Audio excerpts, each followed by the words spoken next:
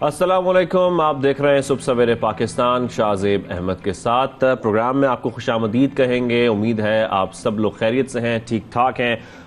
जब हम बात करते हैं प्रोग्राम के आगाज़ में, कोशिश करते हैं कि आपको बहुत अच्छी खबरें दें और जो टॉप स्टोरीज़ हैं वो आप लोगों के साथ शेयर करें, लेकिन जब हमारे मसाइल में इजाफा होता रहता है तो फिर मसाइल का जिक्र करना तो बनता है। और ख़ासतौर पर कराची का जब हम जिक्र करते हैं तो कराची में कई मसाइल हैं जिनका हल फौरी तौर पर बहुत ज़रूरी है। और कराची के लोग परेशान हैं। मौसम गर्म हो तब परेशानी अलग होती है, और मौसम में कुछ बेहतरी आ जाए, बारिश हो जाए तो वो भी रहमत बनकर तो आती है, लेकिन हमारे लिए जहमत बन जाती है सिर्फ और सिर्फ मसाइल की वजह से। लेकिन इन तमाम मसाइल को हल कौन करेगा, हमें तो सिर्फ इस बात का इंतजार है। खासतौर पर कराची वालों को इस बात का इंतजार है कि कब कराची की किस्मत बदलेगी, कब कराची के हालात बेहतर होंगे। अब खासतौर पर सोशल मीडिया पर आजकल एक वीडियो बड़ी वायरल हो रही है, आप सब ने यकीनी तौर पर यह वीडियो देखी होगी, जिसमें एक माँ दुहाई देती नजर आ रही है और ये वीडियो देखने के बाद आंखें नम हो जाती हैं।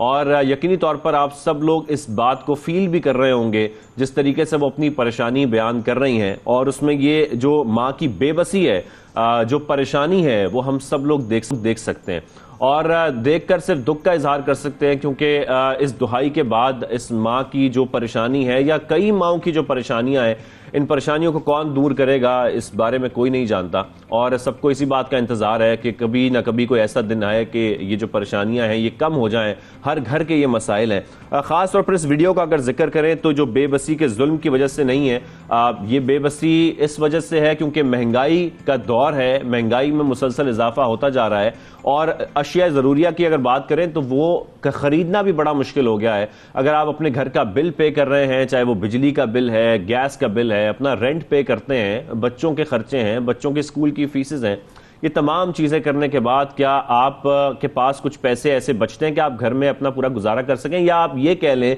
कि क्या आपकी अशिया ज़रूरिया या अद्वियात खरीदने के पैसे आपके पास बचते हैं, जो एक नॉर्मल मीडियोकर क्लास है, खासतौर पर उनकी बात कर रहे हैं।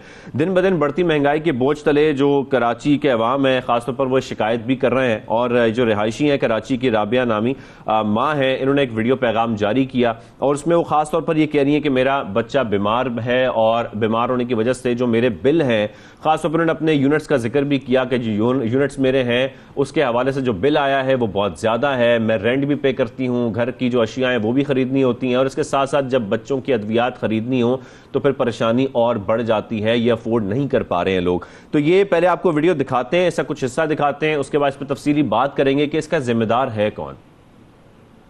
अस्सलाम वालेकुम, मेरा नाम राबिया है, मैं कराची से हूँ, मैं हाउस वाइफ हूँ और मेरे 2 बच्चे हैं। मेरे बच्चे को एपिलेप्सी का इशू है, जिसे आप आसान अल्फाजों में फिट्स कह सकते हैं। मैं किराए के घर पे रहती हूँ जिसका किराया 20,000 रुपये है। इस वक्त जो मैं ग्रॉसरी लेकर आई हूँ जिसमें आटा, चीनी, घी, दालें नहीं है, ये मेरा बिल है। ये मैं अभी लगाऊंगी कि आप लोग देख लें कि इस माँ ने कोई फजूल खर्ची नहीं की है। इसको देखें कि इसमें आटा, चीनी, घी कुछ नहीं है। बच्चों को क्या भूखा मार दूं। उसके बाद माशाल्लाह मेरा बिजली का बिल यूनिट है हमारे जिधर, जिसमें इस पाकिस्तान में, इस कराची में, इस एरिया में लाइट नहीं होती। यूनिट है मेरे 556 यूनिट, जिसका बिल है 15,560 रुपये। बताओ कहाँ पे पे करूँ, रेंट पे करूँ, ग्रॉसरी लेकर आऊँ, बिजली के बिल दे या टैक्स पे करें तुम लोगों को कि तुम लोगों की जेबें भर जाएं। मेरे बच्चे को फीड्स पड़ते हैं जिसकी मेडिसिन तुम लोगों ने इन 4 महीनों में माशाल्लाह इतनी महंगी कर दी है कि वो भी पिलाना छोड़ दूं मैं।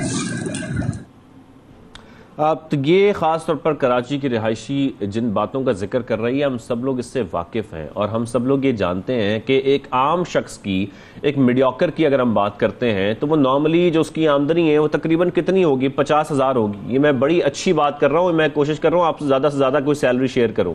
हालांकि नॉर्मली लोग जो है वो 35,000 कमाते हैं, कोई 40,000 कमाता है। तो ये जो जिक्र कर रही है इसमें 20,000 अगर उनके घर का रेंट है, 15,000 वो बिजली का बिल दे रही है, तो सीधे सीधे 35,000 रुपये तो सिर्फ ये बन जाते हैं। अगर आपकी आपकी आमदनी 50,000 रुपए भी है तो 35,000 के बाद से 15,000 रुपए बचने हैं, जिसमें आपने बच्चों के स्कूल की फीस भी देनी है, जिसमें आपने घर की तमाम जरूरी अशिया भी खरीदनी है, जिसमें आपने बाकी खर्चे भी, जिसमें अद्वियात के खर्चे भी शामिल हैं, ये भी सब करने हैं। तो आप एक कैसे कर सकते हैं, ये सब कुछ कैसे कर सकते हैं सिर्फ इतने पैसों में? तो इसीलिए इसी वजह से बार बार कहा जाता है कि जो गुजारा करना है वो अब मुश्किल होता जा रहा है लोगों के लिए, और इस परेशानी में इजाफा होता जा रहा है। लोग कोशिश करते हैं कि कोई दूसरी आमदनी बढ़ाई जाए, लेकिन जाहिर बात है एक घर में कमाने वाला अगर एक ही शख्स है तो ये खर्चा वो पूरा नहीं कर सकता। अगर उसकी आमदनी 40,000, 50,000, इवन 60,000 भी हो जाए उसके बावजूद इन बिल्स के साथ साथ, और साथ में वो ये कह रही हैं कि मैं किसी किस्म की फजूल खर्ची नहीं करती। जो लिस्ट वो दिखा रही है उसमें वो बता रही हैं कि इसमें ये तमाम जरूरी अशिया जिसमें आटा, चीनी, दालें, ये चीजें नहीं है अभी शामिल, उसके बावजूद उनका जो बिल है उसमें इतना इजाफा हो जाता है क्योंकि टैक्स इतना ज्यादा लगता जा रहा है कि टैक्स की वजह से अब जो अशिया हैं वो बहुत महंगी होती जा रही है। और किसी के लिए भी तमाम चीजें खरीदना और इस पर गुजारा करना, किसी घर का खर्चा चलाना, और फिर माँ को इसलिए ज्यादा दुख होता है क्योंकि घर का सारा खर्चा उन्होंने देखना होता है। अगर घर में कमाने वाला एक शख्स है और वो लाकर पैसे दे रहा है घर के 15,000 रुपए, 20,000 रुपए, और उसमें घर का पूरा गुजारा करना है तो ये किस तरीके से हो सकता है? क्योंकि अगर आपको रेंट भी पे करना है, तमाम खर्चे करने हैं, तो ये सब खर्चे, ये तमाम मसाइल एक तरफ है। दूसरी तरफ हम देखते हैं कराची में और कई मसाइल हैं जिसकी वजह से लोग परेशान होते हैं। ये तो घर के मसाइल हैं, फिर घर से बाहर निकलो तो फिर टूटी सड़कें और ड्रेनेज के मसाइल, ये तमाम मसाइल से लोग अब शदीद परेशान हो गए हैं, एक अजियत में मुब्तला हो गए हैं, और वो ढूंढ रहे हैं किसी ऐसे शख्स को कि जो इनके इन तमाम मसाइल का कोई हल निकाले और कोई हल की तरफ जाए। लेकिन इस मामले पर बात करते हैं हम तो खैर सिर्फ बात ही कर सकते हैं और कोशिश सकते हैं कि ये मामला ऐवानों तक पहुंचे, ये मामला हुक्मरानों तक पहुंचे, और एटलीस्ट वो सोचें, इस माँ की वीडियो देखकर सोचें कि इस तरह के कई लाख, कई करोड़ लोग इस वक्त हमारे मुल्क में ऐसे ही जो परेशान है, उनकी परेशानी किस तरीके से दूर करनी है इस महंगाई की वजह से। इस वक्त इस मामले पर बात करने के लिए अमीर जमात इस्लामी कराची हाफिज नईम रहमान साहब हमारे साथ मौजूद हैं, उनसे हम बात करेंगे। हाफिज साहब को खुशामदीद कहेंगे सबसे पहले पाकिस्तान में। हाफिज साहब, हम ये माँ की वीडियो इस वक्त जो सोशल मीडिया पर काफी वायरल भी है, जिसमें बेबसी इस माँ की देखी जा सकती है कि वो बता रही है कि 20,000 मेरे घर का रेंट है, 15,000 बिजली का बिल है, मैंने कोई अभी तक घर की अशिया जरूरियां नहीं खरीदी, कोई अद्वियात नहीं खरीदी, मैं किस तरीके से गुजारा करूं? तो इस सर जुल्म और सितम का जिम्मेदार आपके ख्याल में कौन है जो जुल्म ये बढ़ता जा रहा है? ये बहुत ही अलमनाक किस्म की वीडियो है, जो कोई बहुत ऐसा नहीं कि बहुत कोई गरीब किस्म की ऐसी खातून की वीडियो, बल्कि एक मिडिल क्लास हाउसवाइफ जो होती है। अब देखें, यही तो अलमिया है कि जो मिडिल क्लास है इसको तो बिल्कुल ये फारिग करते चले जा रहे हैं। बदतरीन सूरत हाल का वो दो चार हैं। सफ़ेद पोशी का भरम रखना लोगों के लिए मुश्किल हो गया है।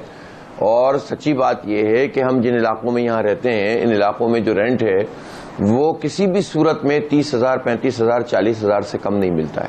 जो लोग यहाँ रहते बसते हैं वो जाहिर है कि बचपन से यहाँ तक रहते हुए आ रहे हैं। अब अगर उनको रेंट इतना देना पड़े और फिर उसके बाद जो है वो उनको बच्चों की फी फिर इस तरह से देनी पड़े, फिर उसके बाद उनकी ग्रॉसरी की कीमत जो है वो इतनी बढ़ती चली जाए, यानी आप सोचें ना, ऑयल और आटा और चीनी और इन तमाम चीज़ों को, जो बहुत ही बुनियादी चीज़ें हैं, चाय की पत्ती है, ये अगर आप सम ले लें तो ये अमाउंट कहाँ से कहाँ पहुँच जाती है। फिर अगर कोई बीमार हो तो अद्वियात, आपको पता है ये अद्वियात पिछले 5-6 साल में, 4-5 साल में ये दवाएं हैं ये तकरीबन 7 गुना 8 गुना ज़्यादा बढ़ी हैं। और वो कोई पूछने वाला नहीं है कि कैसे ये रेट बढ़ गए, कि कौन इनको इजाज़त दे रहा है। हमने तो देखा है कि पिछले अरसे में एक मेडिकल माफिया का राज हो गया था पूरे मुल्क में। मेडिकल कॉलेजेस में एक जो पीएमडीसी था उसकी जगह पीएमसी बना दिया था। तालीम हासिल करना मुश्किल है। मुझे बताएं कि फिर ये अगर ये सारी सूरत हाल हो तो 1 लाख रुपए कमाने वाला फर्द भी कहाँ जाएगा? आप तो 15-20 हज़ार की बात कर रहे हैं, उसका भी पूरा नहीं पड़ता है। 50,000 वाले का कैसे पूरा पड़ेगा और 25-30 हज़ार वाले का कैसे पूरा पड़ेगा? चलें, अगर कोई और इसका जिम्मेदार कौन है? जो शहरी हैं वो तो इतनी जिम्मेदारी निभा रहे हैं कि अपना टैक्स भी पे कर रहे हैं, और वो टैक्स हर सूरत में पे कर रहे हैं। हम समझते हैं कि जो आम शहरी हैं वो टैक्स नहीं पे करते। आप कोई भी अशिया खरीदते हैं बाजार से, उस पर टैक्स आप पे करते हैं। मैं बड़ी चीजों की बात नहीं कर रहा, बुनियादी अशिया भी आप खरीदेंगे तो उस पर टैक्स पे करेंगे। जब पूरा कराची टैक्स पेयर है, सबसे ज्यादा टैक्स यहां से वसूल किया जाता है, तो वो तो अपनी जिम्मेदारी निभा रहे हैं। लेकिन अपनी जिम्मेदारी कौन नहीं निभा रहा? अपनी जिम्मेदारी वो तबका नहीं निभा रहा है जो हुकूमत में शामिल रहता है। हर हुकूमत के अंदर वो ब्यूरोक्रेट्स नहीं निभा रहे जिनके लल्ले तल्ले खत्म नहीं होते, ठीक है। वो लोग नहीं निभा रहे कि जिनके पास जो गाड़ियां हैं प्रोटोकॉल की और उनको पुलिस की मोबाइल वैन से मिलती हैं, और जिनके बच्चों को स्कूल छोड़ने के लिए भी मोबाइलें काम करती हैं, जिनके पास गाड़ियों के फ्लीट होते हैं, और ये सब हमारे खर्चों से पूरे होते हैं। टैक्स हम देते हैं, अय्याशियां ये करते हैं। आप कहते हैं ना पेट्रोल की कीमत हम कैसे नहीं बढ़ाएं, तो भाई पेट्रोल की कीमत में सिर्फ जिनको सरकारी पेट्रोल मिल रहा है वो आप बंद कर दें ना, और जिस तरह हम लोग पेट्रोल डलवाते हैं इस तरह ये पेट्रोल डलवाना शुरू कर दें, तो आप इनको पता चल जाएगा कि सैकड़ों अरब रुपए हमारे बच जाएंगे, और आपको जो है ना वो इस तरह IMF की गुलामी नहीं करनी पड़ेगी। लेकिन अपनी अय्याशी छोड़ने के लिए हुक्मरान तबका तैयार नहीं है। हुक्मरान तबके से मुराद जो है वो वुज़रा हैं, हुक्मरान तबके से मुराद तमाम इलेक्टेबल हैं, हुक्मरान तबके से मुराद तमाम ब्यूरोक्रेसी के लोग हैं, और वो सब लोग हैं। अच्छा, मैं पूछना चाहता हूं कि बड़ी जागीरों के ऊपर टैक्स क्यों नहीं है इस मुल्क में? बाकायदा तय किया हुआ इन जागीरदारों ने, यानी ये सारे के सारे मिलकर जो फैसला करते हैं बिजली के बिलों में टैक्स लगा के भेज दो, सारे के सारे जो फैसला करते हैं कि हम पेट्रोल की कीमत जो है वो बढ़ा देंगे, बिजली की कीमत बढ़ा देंगे, और उसके ऊपर फिर फ्यूल एडजस्टमेंट चार्जेस के नाम पर 10-10, 11-11 रुपए फिर मजीद एक यूनिट पे बढ़ा देते हैं, वो जागीरदारों पर जिनकी जागीरें जो हैं वो 100 एकड़ से ज्यादा हैं या 200 एकड़ से ज्यादा हैं, उनको तो एग्जाम किया हुआ है इन्होंने। इनके ट्यूबवेल्स के ऊपर तो बिजली की सब्सिडी आज भी दी जा रही है, गरीब आदमी के ऊपर और मिडिल क्लास के ऊपर खत्म कर देते हैं और कहते हैं कि सब्सिडी देना हमारा काम नहीं है। मैं आपसे बड़ी फ्रैंकली बात करूंगा, आप हमेशा बहुत अच्छे तरीके से सब चीजें बयान भी करते हैं और बताते भी हैं किस तरीके से मामले को हल किया जा सकता है। लेकिन सर, कराची वाले ना मुख्तलिफ लोगों से अपनी उम्मीदें बांध लेते हैं, चाहे कभी वो वजीर आजम का पैकेज हो, चाहे वो सिंध हुकूमत हो, चाहे वो कोई नया मेयर ही क्यों ना आया हो, वो समझते हैं कि शायद कोई नया शख्स आएगा तो हमारे मसाइल हल हो जाएंगे, लेकिन वो मसाइल जूं के तू रहते हैं और कोई मसले का हल नहीं निकलता। सर, आपसे भी अब लोग कुछ उम्मीद बांध लेते हैं और बांध रहे हैं और ये सोच रहे हैं कि आप आएंगे तो फिर कुछ मसाइल हल हो जाएंगे। सर, आपका क्या प्लान है? आप क्या समझते हैं कि ये जो मसाइल है खासतौर पर इनको हल करने का कोई ऐसा तरीका है कि तरीका कुछ ऐसा निकाला जाए कि कुछ शहरियों को रिलीफ मिले, या कुछ इस तरीके से शहरियों को रिलीफ दिया जाए कि उनके जो बुनियादी मसाइल है एटलीस्ट कराची के वो हल हो जाए? ये बहुत अहम सवाल है। देखें, जाहिर है कि इस वक्त तो बल्दियाती इंतखाब होने वाला है जिसके लिए हम पूरी कैंपेनिंग कर रहे हैं, और बल्दियाती इंतखाबात इसलिए होते हैं कि जो आपके सड़कें टूटी हुई हैं, आप देखें ना, एक तो गुर्बत के मारे हुए, महंगाई के मारे हुए, गुर्बत नहीं महंगाई के मारे हुए लोग हैं, और दूसरी तरफ जब सड़क पे निकलते हैं तो वही आदमी जिसकी मोटरसाइकिल के ऊपर अगर 100 रुपए का पेट्रोल खर्च होना होता है इन सड़कों की वजह से वो 150 रुपए का खर्च होता है, गाड़ी में 1000 रुपए का खर्च होना होता है तो वह 1500-2000 रुपए का खर्च होता है। ये इस तरह भी हमें लूट रहे हैं एक तरह से अपनी नाइली की वजह से। सड़कें टूटी हुई हैं, गटर का पानी पड़ा हुआ है, बेशतर शहर का इस वक्त ये सूरत हाल है। आप आबादियों के अंदर चले जाएं, बदतरीन सूरत हाल से ये शहर दो चार है। अब ये जो आप फरमा रहे हैं कि उम्मीदें, तो जाहिर सी बात है उम्मीद लोगों को इसलिए है कि वो ये समझ रहे हैं कि अब तक जिन लोगों ने वादे किए उन्होंने पलट के देखा नहीं, जिनको भर भर के मैंडेट दिया वो अपनी सियासतबाजी में लगे हुए हैं, उनको इस शहर कराची के लोगों का कोई परवाह नहीं है। जिन्हें 35-35 साल तक मैंडेट दिया उन्होंने शहर का ये हाल कर दिया, और जो 15-15 साल से हुकूमत में है वो तो हमारी तबाही कर ही रहे हैं। इसलिए लोगों को ये उम्मीद है कि ये जमात इस्लामी है, इनको पहले मौका मिला, इन्होंने काम किया और ये अब भी हमारी आवाज बनते हैं। हम क्या करते हैं? हम तो लोगों के लिए क्या कर सकते हैं, लेकिन हम कम से कम इतना करते हैं कि हम सियासतबाजी नहीं करते, वो सियासत करते हैं जिसमें लोगों को रिलीफ मिले। हम लोगों के मसले हल करने की कोशिश करते हैं, जो हमारे बस में होता है वो हम करते हैं। कोरोना में हम निकलते हैं, बारिश में हम निकलते हैं, हमारे वर्कर लोगों के रिलीफ का काम करते हैं। मैं इस तफसील में नहीं जाता जो खिदमात हम अंजाम दे रहे हैं, लेकिन सबसे बड़ी बात यह कि जुल्म के खिलाफ आवाज हम उठाते हैं, इख्तियार की जंग हम लड़ते हैं, 29 दिन का धरना हम देते हैं, क्या इलेक्ट्रिक के जुल्म के खिलाफ हम बोलते हैं। जब सारी पार्टियां बिक जाती हैं इनके हाथों, जब ये सब लोग बहरिया टाउन से सौदेबाजी कर लेते हैं तो हम लोगों को रिलीफ दिलाते हैं। हम शनाख्ती कार्ड के दफ्तरों पर एहतिजाज कर करके लोगों की शनाख्ती कार्ड बनवाते हैं।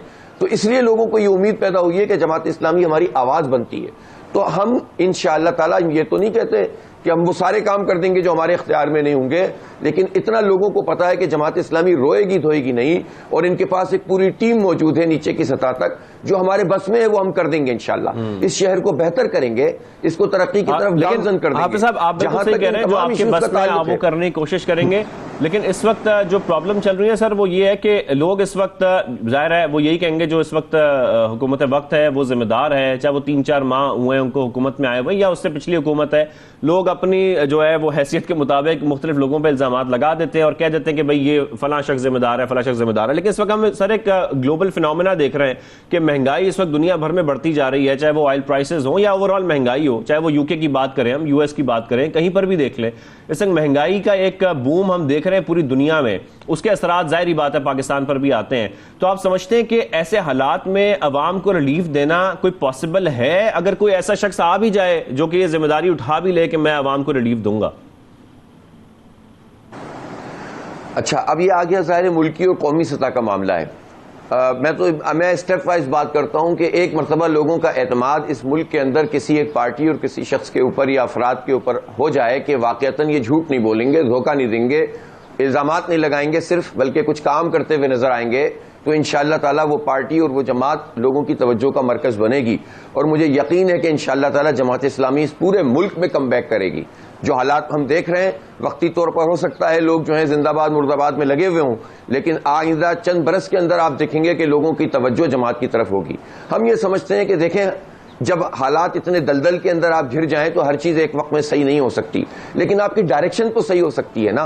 आप फौरी रिलीफ का सामान तो कर सकते हैं लोगों के लिए, आप अपनी शाखर्चियों के ऊपर कट तो लगा सकते हैं, आप जागीरदारों के ऊपर टैक्स तो लगा सकते हैं, आप इनकी जागीरों को जो अंग्रेजों ने दी थी और इन्होंने गुलाम इब्ने गुलाम बनाकर इन लाखों करोड़ों इंसानों को बनाकर रखा हुआ है इन जागीरों के अंदर, उनको तो उनके खिलाफ तो इकदाम कर सकते हैं, रद्दमल आएगा, लेकिन फिर अवाम के साथ खड़े होंगे इंशाअल्लाह। बजाय इसके कि हम अवाम के साथ मिलकर जात की लड़ाई लड़ें, पार्टी की लड़ाई लड़ें, हम अवाम के साथ मिलकर अवाम की लड़ाई लड़ेंगे और उन ताकतवर लोगों से लड़ेंगे कि जिन्हें या तो हटना पड़ेगा या फिर जो है वो लोगों को रिलीफ देना पड़ेगा। इसके अलावा कोई दूसरा रास्ता नहीं है।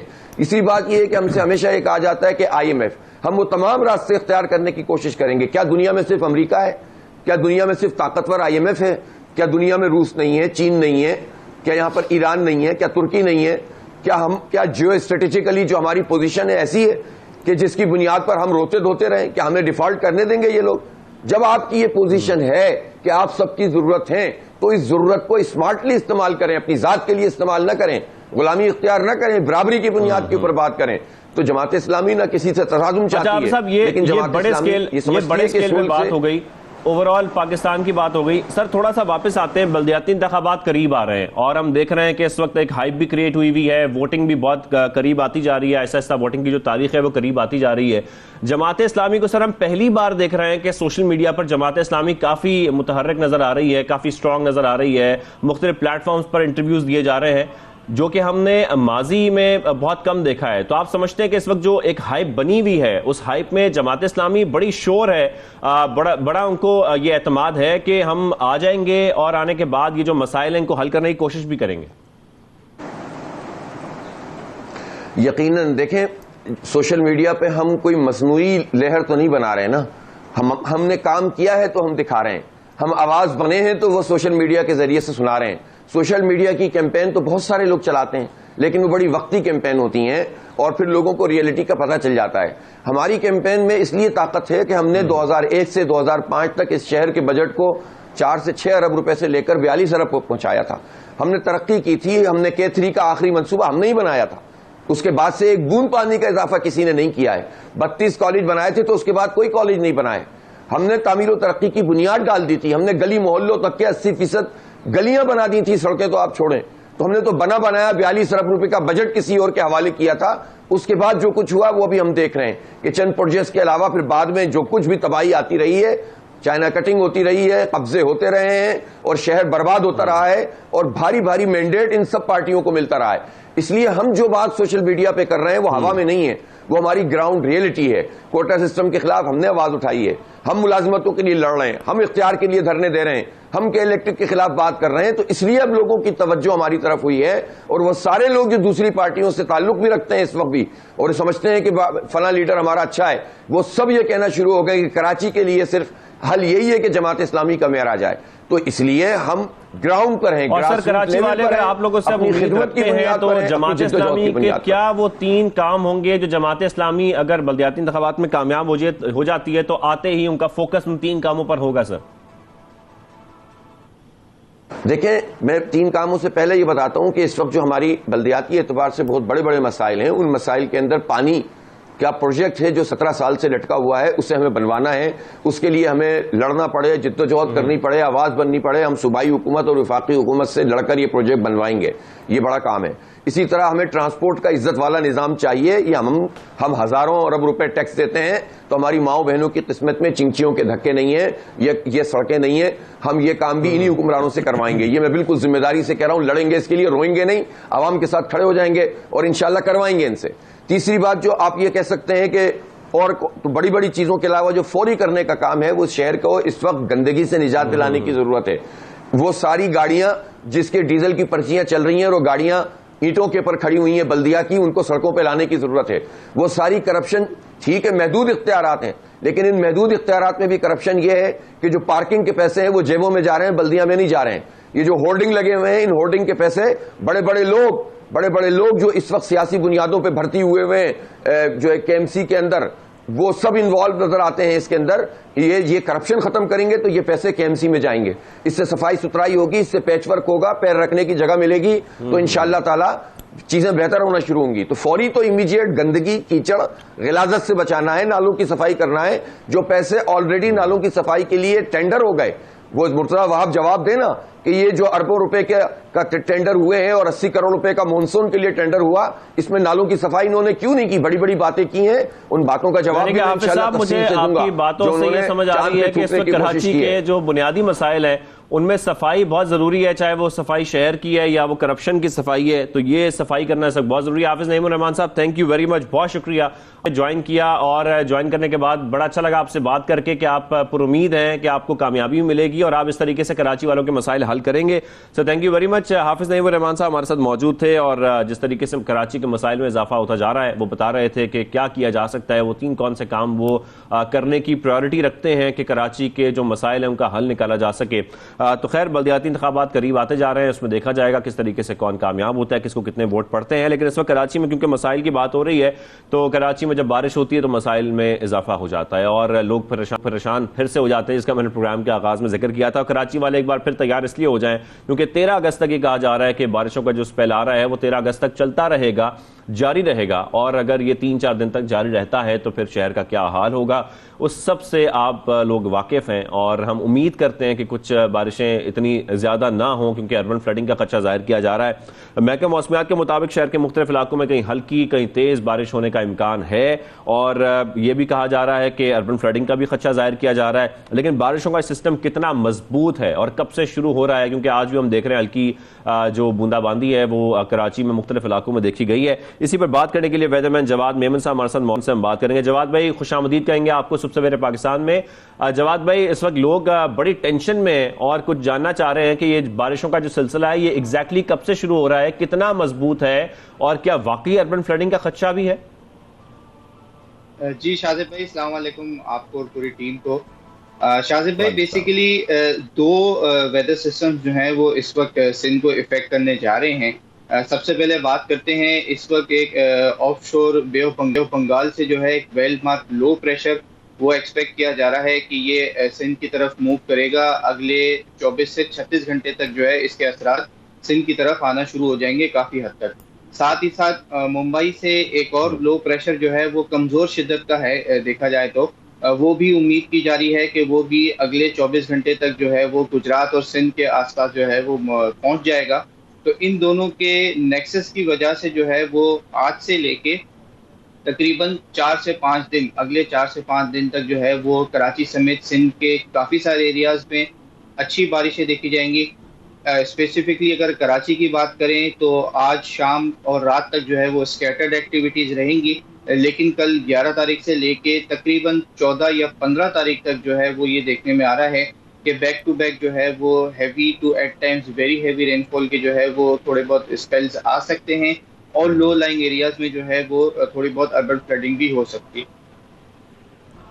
अच्छा जवाब में जिस तरीके से हम देख रहे हैं ना कि कराची के जो आउटस्कर्ट्स है वहां पर कुछ बारिशों का दबाव ज्यादा है, हम मेमार की बात करें या खासतौर पर जो आपका बल्दिया है इधर की बात करें, तो आप समझते हैं कि इन इलाकों में जैसे मुसलसल बारिशों का सिलसिला जारी है और जो शहर का बीचों बीच का इलाका है वहां पर बारिशें हल्की फुल्की होती हैं, बंद हो जाती हैं, क्या ये जो नया सिस्टम आ रहा है इसका भी कुछ जोर हम ज्यादा आउटस्कर्ट्स में ही देखेंगे कराची के?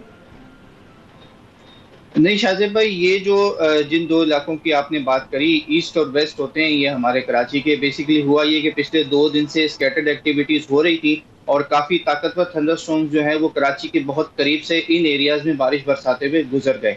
लेकिन अब जो आने वाला सिस्टम है उसमें ये उम्मीद है कि वाइड स्प्रेड बारिशें होंगी और शहर के अक्सर इलाकों में जो है वो इसी तरीके से moderate to at times heavy, जबकि कुछ आइसोलेटेड एरियाज में जो है वो वेरी हैवी रेनफॉल भी हो सकती है। इसके ज्यादातर जो चांसेस हैं वो 12 तारीख से लेके तकरीबन 14 अगस्त तक जो है वो देखने में आएंगे।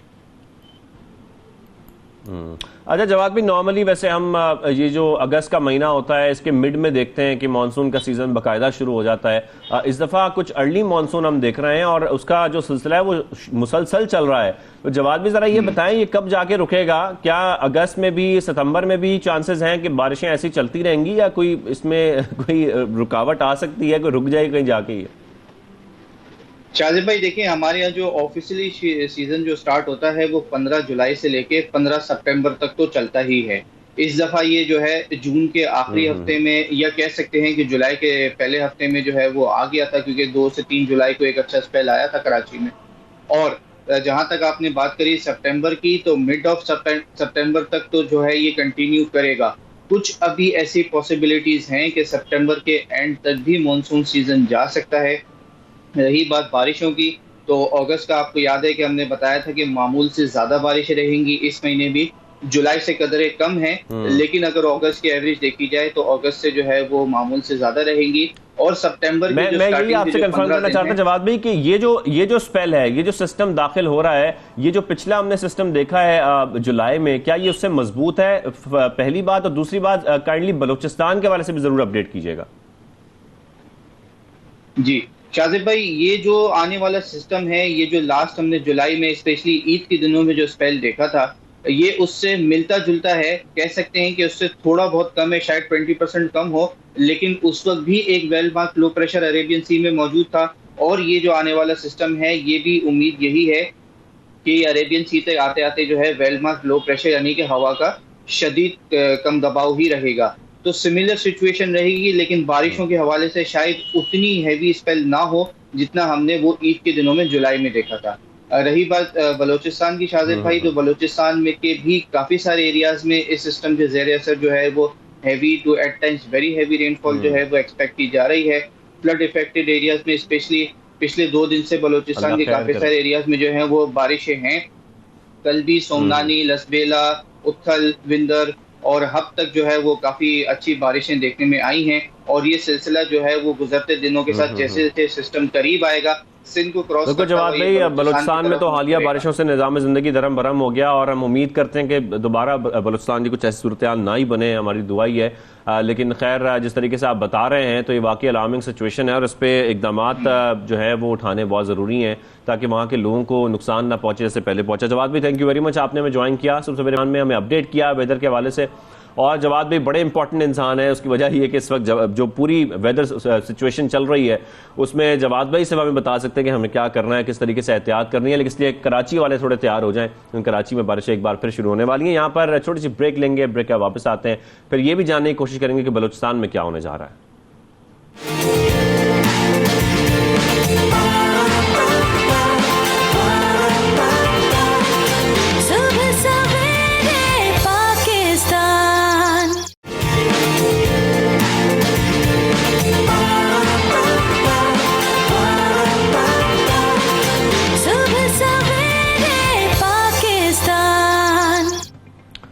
वेलकम बैक, आप देख रहे हैं सुबह सवेरे पाकिस्तान शाहज़ेब अहमद के साथ। और क्योंकि ब्रेक से पहले हम जिक्र कर रहे थे कुछ मौसम का, कराची के हवाले से, सिंध के हवाले से और ख़ासतौर पर बलूचिस्तान के हवाले से कि जो हमने बलूचिस्तान में हालिया बारिशों से देखा है कि वहाँ पर निज़ाम ज़िंदगी दरम बरम हो गया। उसके बाद ये कहा जा रहा है कि नया स्पेल बलूचिस्तान के साहिली पट्टी में दाखिल हो रहा है, जिसमें खुजदार, लसबेला, सिब्बी, जलमक्सी, जाफराबाद, नसीराबाद और दीगर इलाके ज़ेर-ए-आब आ सकते हैं, ये खदशा जाहिर किया जा रहा है। लेकिन इस मामले पर बात करने के लिए हम ये भी जानना चाह रहे हैं कि क्या इक़दाम उठाए जा रहे हैं, क्योंकि जो हाल हमने बलूचिस्तान में देखा है इसमें बहुत सारी जो हमने देखे हैं कि जानी नुकसान भी हुआ है, माली नुकसान भी लोगों का हुआ है।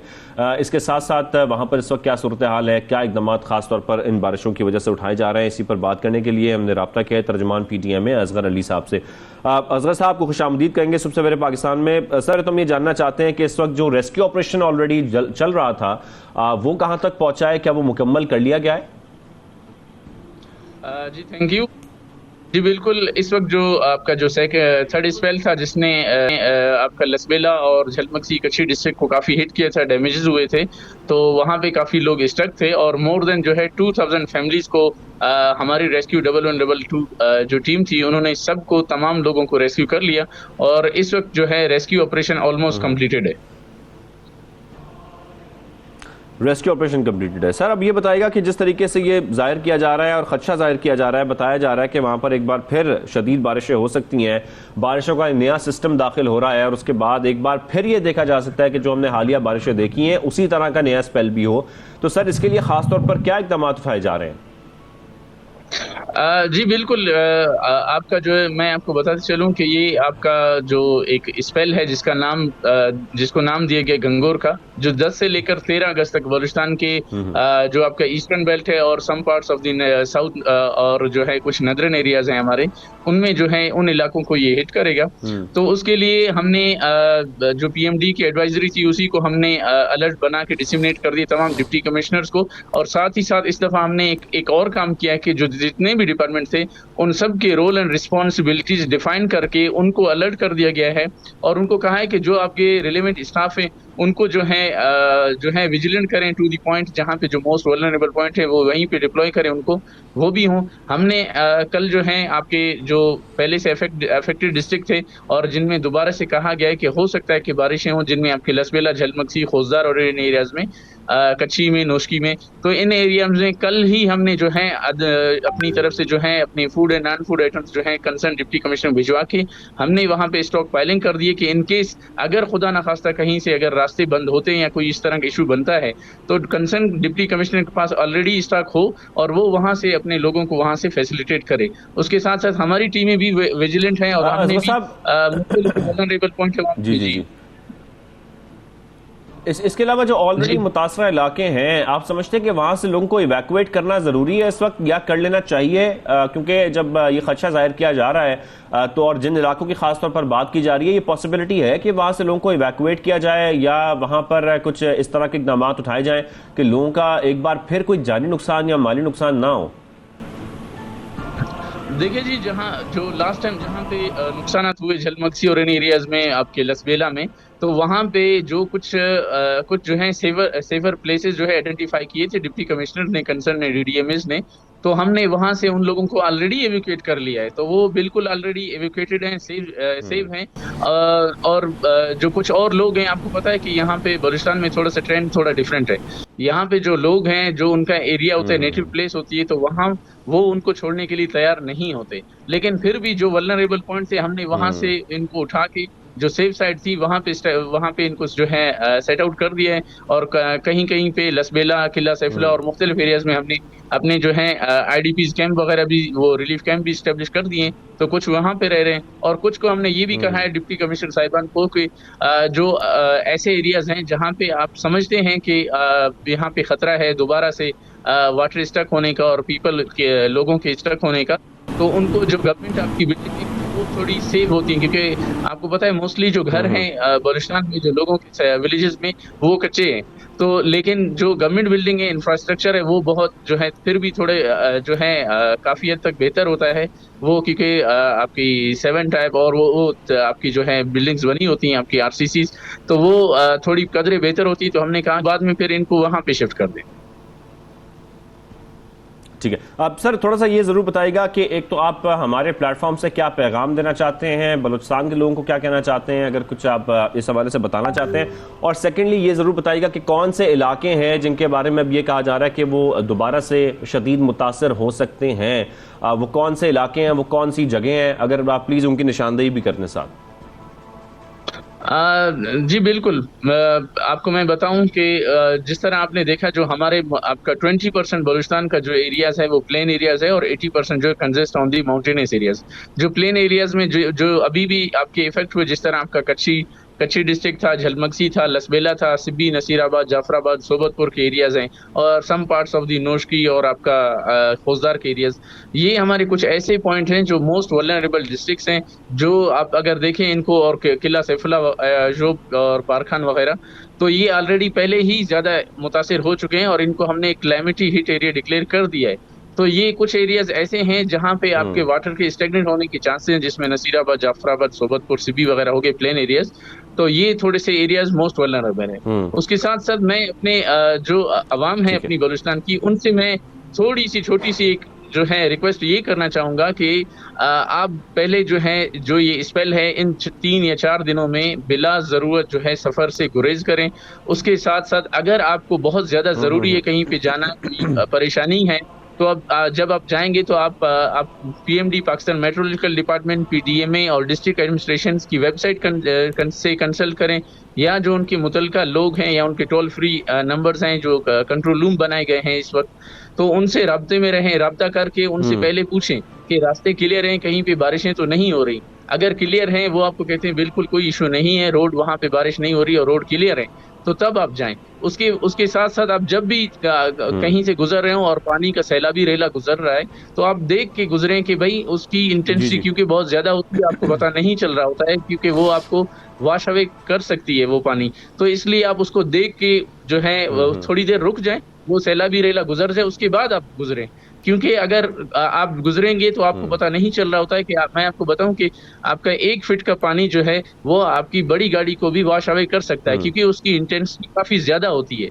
तो हमारे जो अक्सर जो केसेस रिपोर्ट हुए, मोस्ट ऑफ फैमिलीज के जो यहाँ पे कैजुअलिटीज हुई हैं, तो वो इसी वजह से हुई हैं कि इन्होंने जो हमारी अवाम है, उन्होंने जो है बहुत जल्दी की है रोड को क्रॉस करने हुए, और जब वो रोड क्रॉस कर रहे थे, वो सैलाबी रेले को क्रॉस करने की कोशिश कर रहे थे, तो वो पानी उनको बहा कर लेकर गया। तो इसलिए इनसे ये छोटी सी गुजारिश है कि 2-3 एहतियाती तदाबीरें और कोशिश करें इस स्पेल में ना निकले। ये लोगों से गुजारिश है वो इन एहतियाती तदाबीर इख्तियार करें और इस पर अमल भी करें। असगर अली साहब, थैंक यू वेरी मच, बहुत शुक्रिया आपने में ज्वाइन किया सुबह सवेरे पाक में।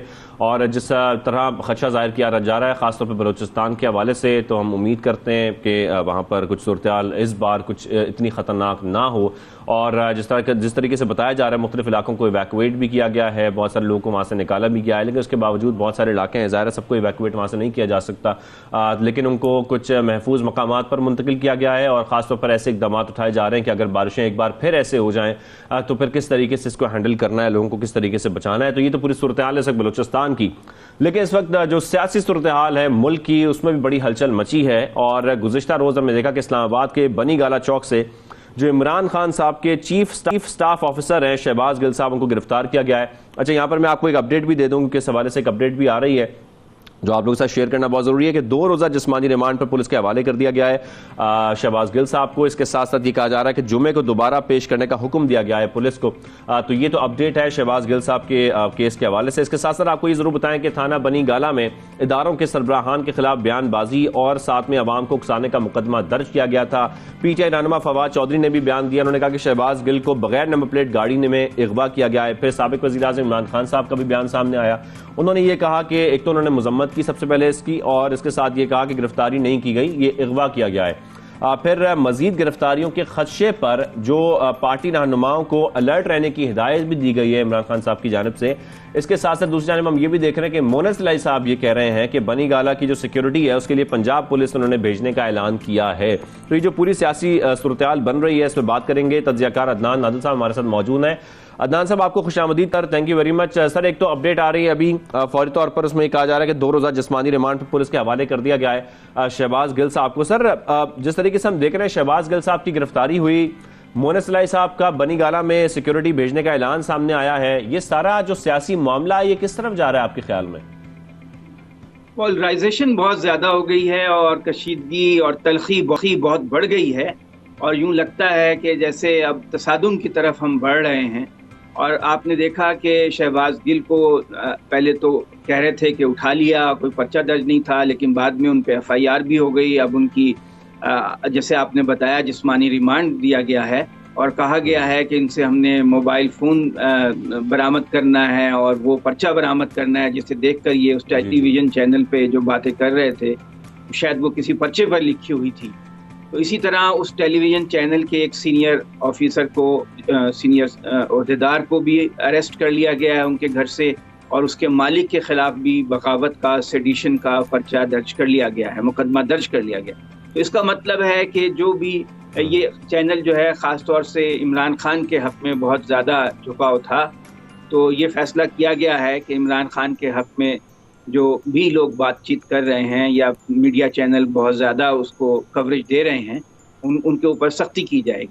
ये बातें हम काफ़ी अरसे से सुन रहे थे कि इमरान खान के करीबी साथियों को गिरफ्तार किया जा सकता है और किसी वक्त भी क्रैकडाउन होगा, और तो उसकी इब्तदा तो हमें लगता है कि नज़र आ गई है। अभी शहबाज गिल के अलावा तो कोई और रहनुमा गिरफ्तार नहीं हुआ है, लेकिन अगर ये मामला इसी तरह जारी रहा तो सियासी फ़ज़ा ज़्यादा मुकद्दर होगी, ज़्यादा टेंशन बढ़ेगी।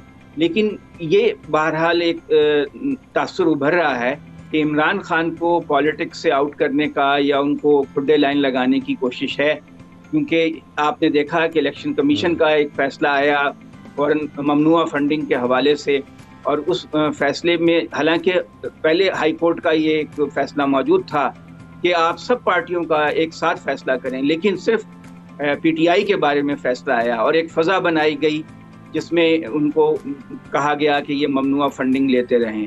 इसी तरह तोशा खाना के मामले को बहुत ज़्यादा मीडिया में उछाला गया। फिर सिक्योरिटी इदारों के हवाले से जो बयानात थे उनको बहुत ज़्यादा। अब जो शहबाज गिल ने बात की उसमें कदरे गैर मोहतात बात की, इसमें तो कोई शक नहीं है, लेकिन ये कि उससे ज़्यादा तल्ख बयानात और उससे ज़्यादा सख्त बयानात नून लीग के लीडर्स देते रहे हैं, नवाज शरीफ, ख्वाजा आसिफ, एयाज सादिक और दूसरे लीडर्स, मरियम नवाज, वहाँ पे नारे भी लगते रहे हैं, वीडियो क्लिप्स भी मौजूद हैं।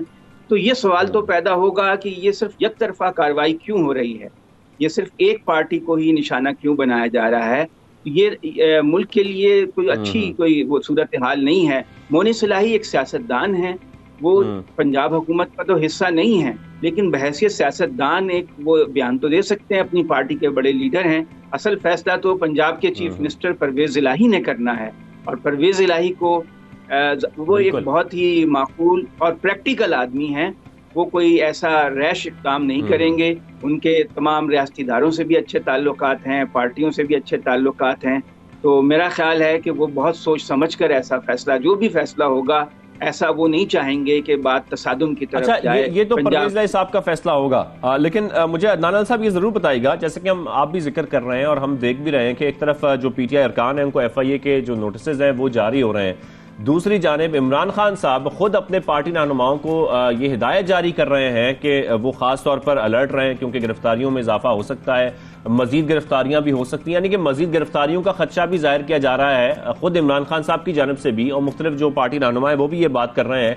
अगर इस तरीके से गिरफ्तारियां होती रहती हैं और इस तरीके से घेरा तंग होता रहता है पीटीआई के गिर्द, तो आप क्या समझते हैं, तो फिर हालात कैसे होने जा रहे हैं आइंदा, हम अगर एक महीने की बात करें तो?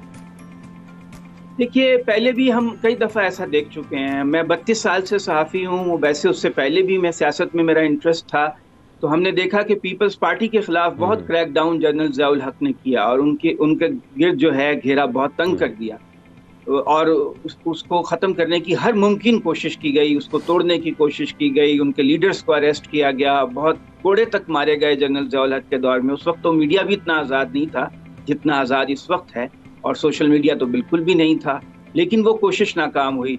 जनरल परवेज़ मुशर्रफ ने नवाज शरीफ के साथ ऐसा किया, लेकिन उनकी कोशिश भी नाकाम हुई।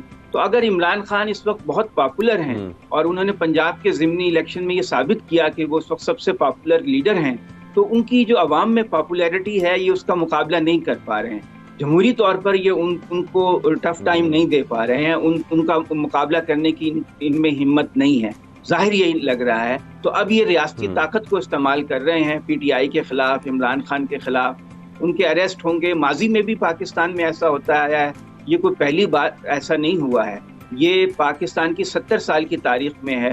हुसैन शहीद सोहरवर्दी हों, फातिमा जिन्ना हों, उसके बाद जुल्फ़िकार अली भुट्टो हों, बेनज़ीर भुट्टो हों, नवाज शरीफ हों, अब इमरान खान की बारी है, वो रिसीविंग एंड पर हैं। लेकिन इन बातों से कभी पाकिस्तान को फ़ायदा नहीं हुआ, सियासी अदम इस्तेहकाम हुआ है, मुल्क में अफरा तफरी और इंतशार बढ़ा है।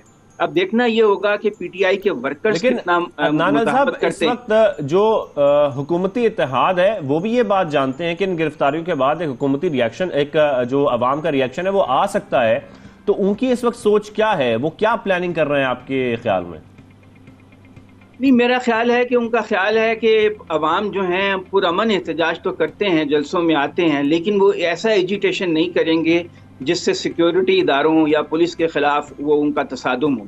वो जो पीटीआई के लोग हैं ज़्यादातर तालीम याफ्ता मिडिल क्लास के लोग हैं, वो आंसू गैस, शेलिंग, लाठीचार्ज या अरेस्ट जो है इन चीज़ों की तरफ शायद वो ना जाएं। तो इस मफरूज़े की बुनियाद के ऊपर उनके खिलाफ क्रैकडाउन हो रहा है और समझते हैं कि आसानी से वो इनको काबू कर लेंगे। अगर इमरान खान को नाअहल करार दे दिया जाए या उनको अरेस्ट कर लिया जाए और पीटीआई जो है उसको किसी तरह इलेक्शन के अमल से बाहर रख दिया जाए या बहुत मार्जिनलाइज कर दिया जाए, तो फिर इलेक्शन में ये दूसरी पार्टियां जीत सकती हैं और पीटीआई को वक्ती तौर पर इलेक्शन की गेम से आउट किया जा सकता है। आप देखिए कि एक तरफ तो टीटीपी से मुज़ाकरात हो रहे हैं, अफगानिस्तान वफूद जा रहे हैं, 3 वफूद जा चुके हैं, स्वात में टीटीपी के लोग वापस आना शुरू हो गए हैं। वो लोग जिन्होंने 60,000 पाकिस्तानियों को कत्ल किया, APS जैसे सानहा हुआ उनकी वजह से, उनके साथ हम मुज़ाकरात कर रहे हैं, उनको रियायतें दे रहे हैं, दूसरी उनको मेन स्ट्रीम में लाने की कोशिश कर रहे हैं। और ये दुनिया में होता भी है कि जो दहशतगर्द ग्रुप होते हैं, मुसल्लह ग्रुप होते हैं, उनको आहिस्ता आहिस्ता इदनान साहब एक बात बड़ी इंपॉर्टेंट है यहाँ पर जिसका आपने ऑलरेडी जिक्र भी किया है कि मोनस लाई साहब बनी गाला की सिक्योरिटी के लिए पंजाब पुलिस भेजने की बात कर रहे हैं। इसका जिक्र आप ऑलरेडी कर चुके हैं, लेकिन मुझे थोड़ा सा ही बताइएगा क्या वो इख्तियार रखते हैं? इख्तियार तो वो ऑब्वियसली नहीं रखते, तो ये तो इख्तियार अगर होगा भी तो सिर्फ परवेज लाई साहब के पास होगा। ये तो सिर्फ फिर एक सियासी बयान हुआ। हाँ, सियासी बयान है। वो काफ लीग के बड़े लीडर हैं और परवेज इलाही जो चीफ मिनिस्टर हैं उनके बेटे हैं। तो मुनस इलाही जो हैं वो तो बिल्कुल इख्तियार नहीं रखते, इख्तियार तो परवेज इलाही का है, चीफ मिनिस्टर। और परवेज इलाही चाहते हैं कि उनके बेटे जो हैं कौमी सियासत में उभर कर सामने आए, नुमाया हों, इसलिए वो अपने बाप के बिहाफ पे कोई बयान दे सकते हैं। मगर मेरा ख्याल है बिल्कुल इख्तियार उनका। अच्छा, वक्त की कमी है अदनान साहब, मैं एक कमेंट आपसे और चाह रहा हूँ। वो कमेंट है शाह महमूद कुरैशी साहब की, जो बेटी के इलेक्शन के हवाले से, नामजदगी के हवाले से जो एतराजात उठ रहे हैं, आपका इस बारे में क्या ख्याल है? आप कैसे देख रहे हैं इसको?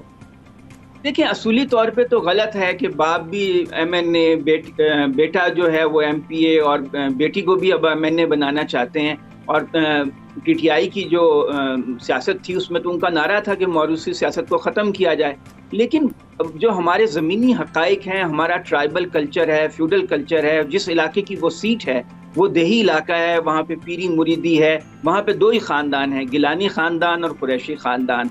अगर कुरैशी ख़ानदान का जो है उधर से कोई उम्मीदवार नहीं होगा तो PTI वो बुरी तरह इलेक्शन हार जाएगी। तो मुकाबला गिलानी ख़ानदान के बेटे के और कुरैशी ख़ानदान की बेटी के दरमियान है। ये उस इलाके की ज़मीनी हक़ाइक़ है, एक जागीरदाराना माशरा है, देही माशरा है, पसमानदा इलाका है। हम शहरों में बैठे हुए लोग और तरह से सोचते हैं, देहात के लोग और तरह से सोचते हैं, एक पेट्रोनेज का निज़ाम है। लेकिन ये बात दुरुस्त है कि PTI ने इसी मौरूसी सियासत के खिलाफ आवाज़ बुलंद की थी, लेकिन वो भी अब अमली सियासत उठाई। और ये एक सियासी चाल है आपके ख्याल में कि क्योंकि गिलानी खानदान और कुरैशी खानदान का ये मुकाबला होने जा रहा है। बहुत शुक्रिया अदनान अल साहब, थैंक यू वेरी मच, आपने में ज्वाइन और अपना तज्जिया दिया, खास तौर पर इस वक्त जो मुल्की हालात बन रहे हैं, गिरफ्तारियां हो रही हैं, गिरफ्तारियों के साथ साथ जिस तरीके से हम देख रहे हैं कि अवाम का रिएक्शन भी एक्सपेक्ट किया जा रहा है। लेकिन इसके बाद होने क्या जा रहा है, हुकूमती इत्तेहाद इस वक्त क्या सोच रहा है, इस पूरे मामले पर बात हो गई। लेकिन यहाँ पर बात थोड़ी सी ये भी होगी कि छोटी सी हमें ब्रेक लेनी है, कुछ न्यूज़ अपडेट्स आपको देनी है, उसके बाद वापस आएंगे और दीगर मामला पर बात करेंगे, दीगर सेगमेंट भी शामिल करेंगे।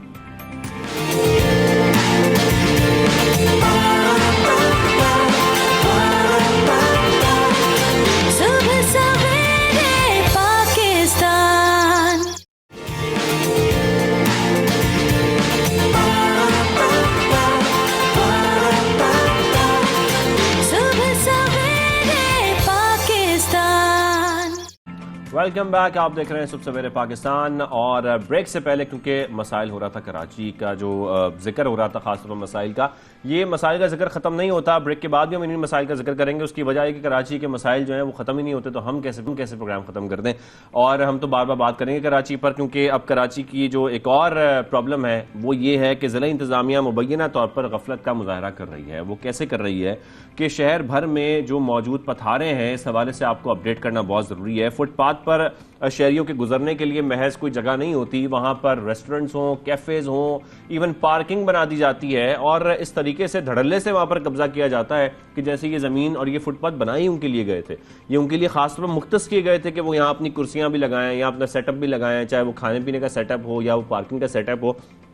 तो ये खास तौर पर जो पथारा माफिया है, ये जो कब्जा माफिया है, हम तो इसको कब्जा माफिया ही कहेंगे, जो कब्जा माफिया है ये कौन है, ये किस तरीके से बासानी कब्जा कर लेते हैं, कोई पूछने वाला नहीं होता, कोई चेक करने वाला नहीं होता, इवन कोई उनको हटाता भी नहीं है वहां से। तो ये इस तरीके से धड़ल्ले से किस तरीके से कब्जा कर रहे हैं शहर के मुख्तलिफ इलाकों में हम ये देख रहे हैं। और अब कोई भी इलाका हो, अच्छे से अच्छे इलाके और बुरे से बुरे इलाके, हर किस्म के इलाकों में हम देख रहे हैं कि ये इस तरीके से जो कब्जा माफिया है वो छाया हुआ है। लेकिन इसको रोकेगा कौन, पहले तो इस पर अपडेट हासिल करेंगे। नुमाइंदा न्यूज़ है फरीद आलम, वो अपडेट कर रहे हैं, बड़ी अच्छी रिपोर्ट्स लेकर आते हैं फरीद आलम और बड़े अच्छे मामले कराची के खासतौर पर जो इशूज हैं उनको उठाते हैं हमारे प्रोग्राम में। फरीद आलम, सबसे पहले तो अपडेट कीजिएगा, फिर इस मामले को थोड़ा सा हम समझने की कोशिश भी करते हैं। जी बिल्कुल, बल्दिया उज़्मा कराची जिले बल्दियाती इदारों के महकमा anti encroachment deputy commissioner office के हमले और इलाका पुलिस की मिलीभगत से शहर भर के फुटपाथ और सड़कों को इस वक्त तजावुजात, पथारों, ठेलों और होटलों का जंगल बना दिया गया है। सुप्रीम कोर्ट की जानिब से 2017 में शहर भर के फुटपाथ और सड़कों पर से तजारती सरगर्मियाँ ख़त्म करने, ठेले पथारों के खात्मे के अहकाम दिए गए थे, जिसके बाद साबिक मेयर वसीम अख्तर ने शहर की लीज दुकानें जिन्हें बल्दिया उज़्मा कराची ने लीज किया था, जो सरकारी अराजी पर कायम थी, फुटपाथों पर कायम थी, उनको मसमार कर दिया। लेकिन इसके बरक बल्दिया उज़्मा कराची के महकमे एंटी इंक्रोचमेंट और ज़िले बल्दियाती इदारों के महकमे एंटी इंक्रोचमेंट के अफसरान ने सुप्रीम कोर्ट के अहकाम पर अमल दरामद करने के बजाय सुप्रीम कोर्ट के अहकाम को कमाई का जरिया बना रखा है। शहर भर के अंदर लाखों की तादाद में तजावुजात कायम है। मलीर हो, लांडी हो, कोरंगी हो, चाफेसल हो, नॉर्थ कराची हो, ड्रिग रोड हो, नॉर्थ नाजमाबाद हो, गुलशन इकबाल हो, गुलिस्तान जौहर हो, सदर हो, लियारी हो, कि ज़िले का शहर का कोई भी कोना हो, कोई पार्क, कोई गली, कोई मैदान, मस्जिद के अतराफ में इस वक्त लाखों की तादाद में, हज़ारों की तादाद में जो है पथारे और ठेले लगा दिए गए हैं, जिनसे योमिया, माहाना और हफ्तावार भत्ता वसूल किया जा रहा है। एक मुनज़्ज़म सिस्टम के तहत ये सारा सिस्टम कारोबार चलाया जा रहा है, जिसकी सरपरस्ती बल्दिया उज़्मा कराची का महकमा एंटी इंक्रोचमेंट, ज़िले बल्दियात का अमला, एंटी इंक्रोचमेंट का अमला, डिप्टी कमिश्नर ऑफिस का अमला और इलाका पुलिस करती है। जबकि मुख्तलिफ एहतसाबी इदारे जो बल्दियात सरकारी इदारों में बदउनवानी, करप्शन और इख्तियारात के नाजायज़ इस्तेमाल को रोकने के लिए बनाए गए, उनके जो अफसरान हैं वो भी बहती गंगा में डुबकियाँ लगा रहे हैं। शहर भर में तजावुजात का यह हाल है कि अगर हम वाटर पम्प चौरंगी की बात करें तो वाटर पम्प चौरंगी के दोनों अतराफ गाड़ियों के डेकोरेशन करने वाले काबिज हैं, आयशा मंजिल पर फल वाले काबिज हैं, फ्रूट वाले काबिज हैं, होटल माफिया काबिज है, फर्नीचर मार्केट बना ली गई है,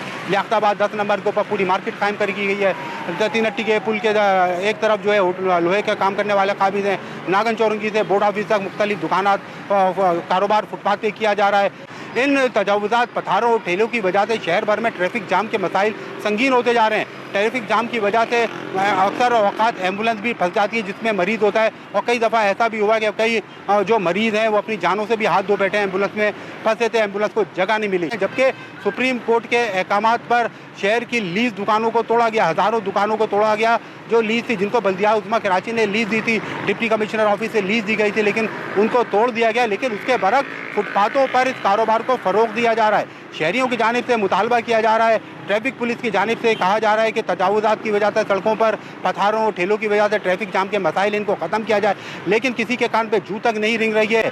समाजी तंजीमों की जानिब से इस वक्त शदीद मौजूदा एडमिनिस्ट्रेटर मुर्तज़ा वहाब से मुतालबा किया जा रहा है कि शहर में दीगर जहाँ वो काम कर रहे हैं तजावुजात पे भी तवज्जो दें, पथारों ठेलों पे तवज्जो दें और शहर से पथारों ठेलों के खात्मे को यकीनी बना। शहरियों ने चीफ जस्टिस ऑफ पाकिस्तान से एक बार फिर शहर कायद के सड़कों, फुटपाथों को तजारती सरगर्मियों के इस्तेमाल पर नोटिस लेने की अपील की है। जी ठीक है फरीद आलम, नोटिस लेने का भी कहा जा रहा है, एक्शन लेने का भी कहा जा रहा है, लेकिन जो शहरी हैं वो तो ये शिकायत कर रहे हैं, लेकिन इस पर एक्शन होता है कभी, या अगर एक्शन होता है तो उसके बाद एक बार फिर हम देखते हैं कि जो कब्जा माफिया है वो फिर कब्जा कर लेती है इन फुटपाथों पर। लेकिन इस मामले को जानना भी है और इसका हल क्या है, इस हवाले से बात करने के लिए साबिक एडमिनिस्ट्रेटर कराची रऊफ अख्तर साहब हमारे साथ इस वक्त मौजूद हैं, उनसे हम बात करेंगे। रऊफ साहब आपको खुशामदीद कहेंगे सुबह सवेरे पाकिस्तान में। Sir thank you very much, आपने वक्त दिया। रऊफ साहब, ये जो मामला हम देख रहे हैं ये कुछ अरसे से तो खैर हम देख रहे हैं कि बहुत ज्यादा बढ़ गया है, लेकिन ये मामला अब का नहीं है, बहुत अरसा हो चुका है। एक एक्शन लिया जाता है इंतजामिया की जानिब से, एक बार फिर वहां पर पथारों में इजाफा हो जाता है और फिर सब लोग वापस आ जाते हैं, फिर कब्जा माफिया जो मुतहर्रिक हो जाता है।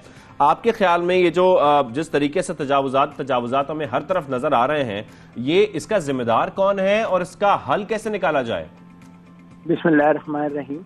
सबसे पहले आपका बहुत शुक्रिया, और 92 न्यूज़ को भी मैं मुबारकबाद दूंगा कि इन्होंने इतना सेंसिटिव इशू को जो है वो टच किया है।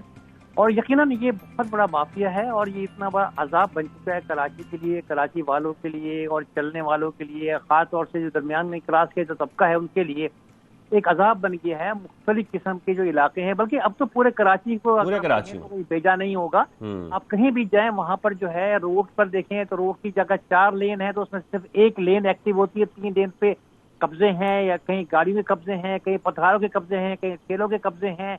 पूरा एक माफिया की शक्ल है। अगर आप प्ले ग्राउंड में जाके देखें या आप वैसे सिंपल आप एरियाज में जाके देखें जो थोड़ी बहुत ओपन स्पेसिस हैं तो वहां पर पथारे हैं।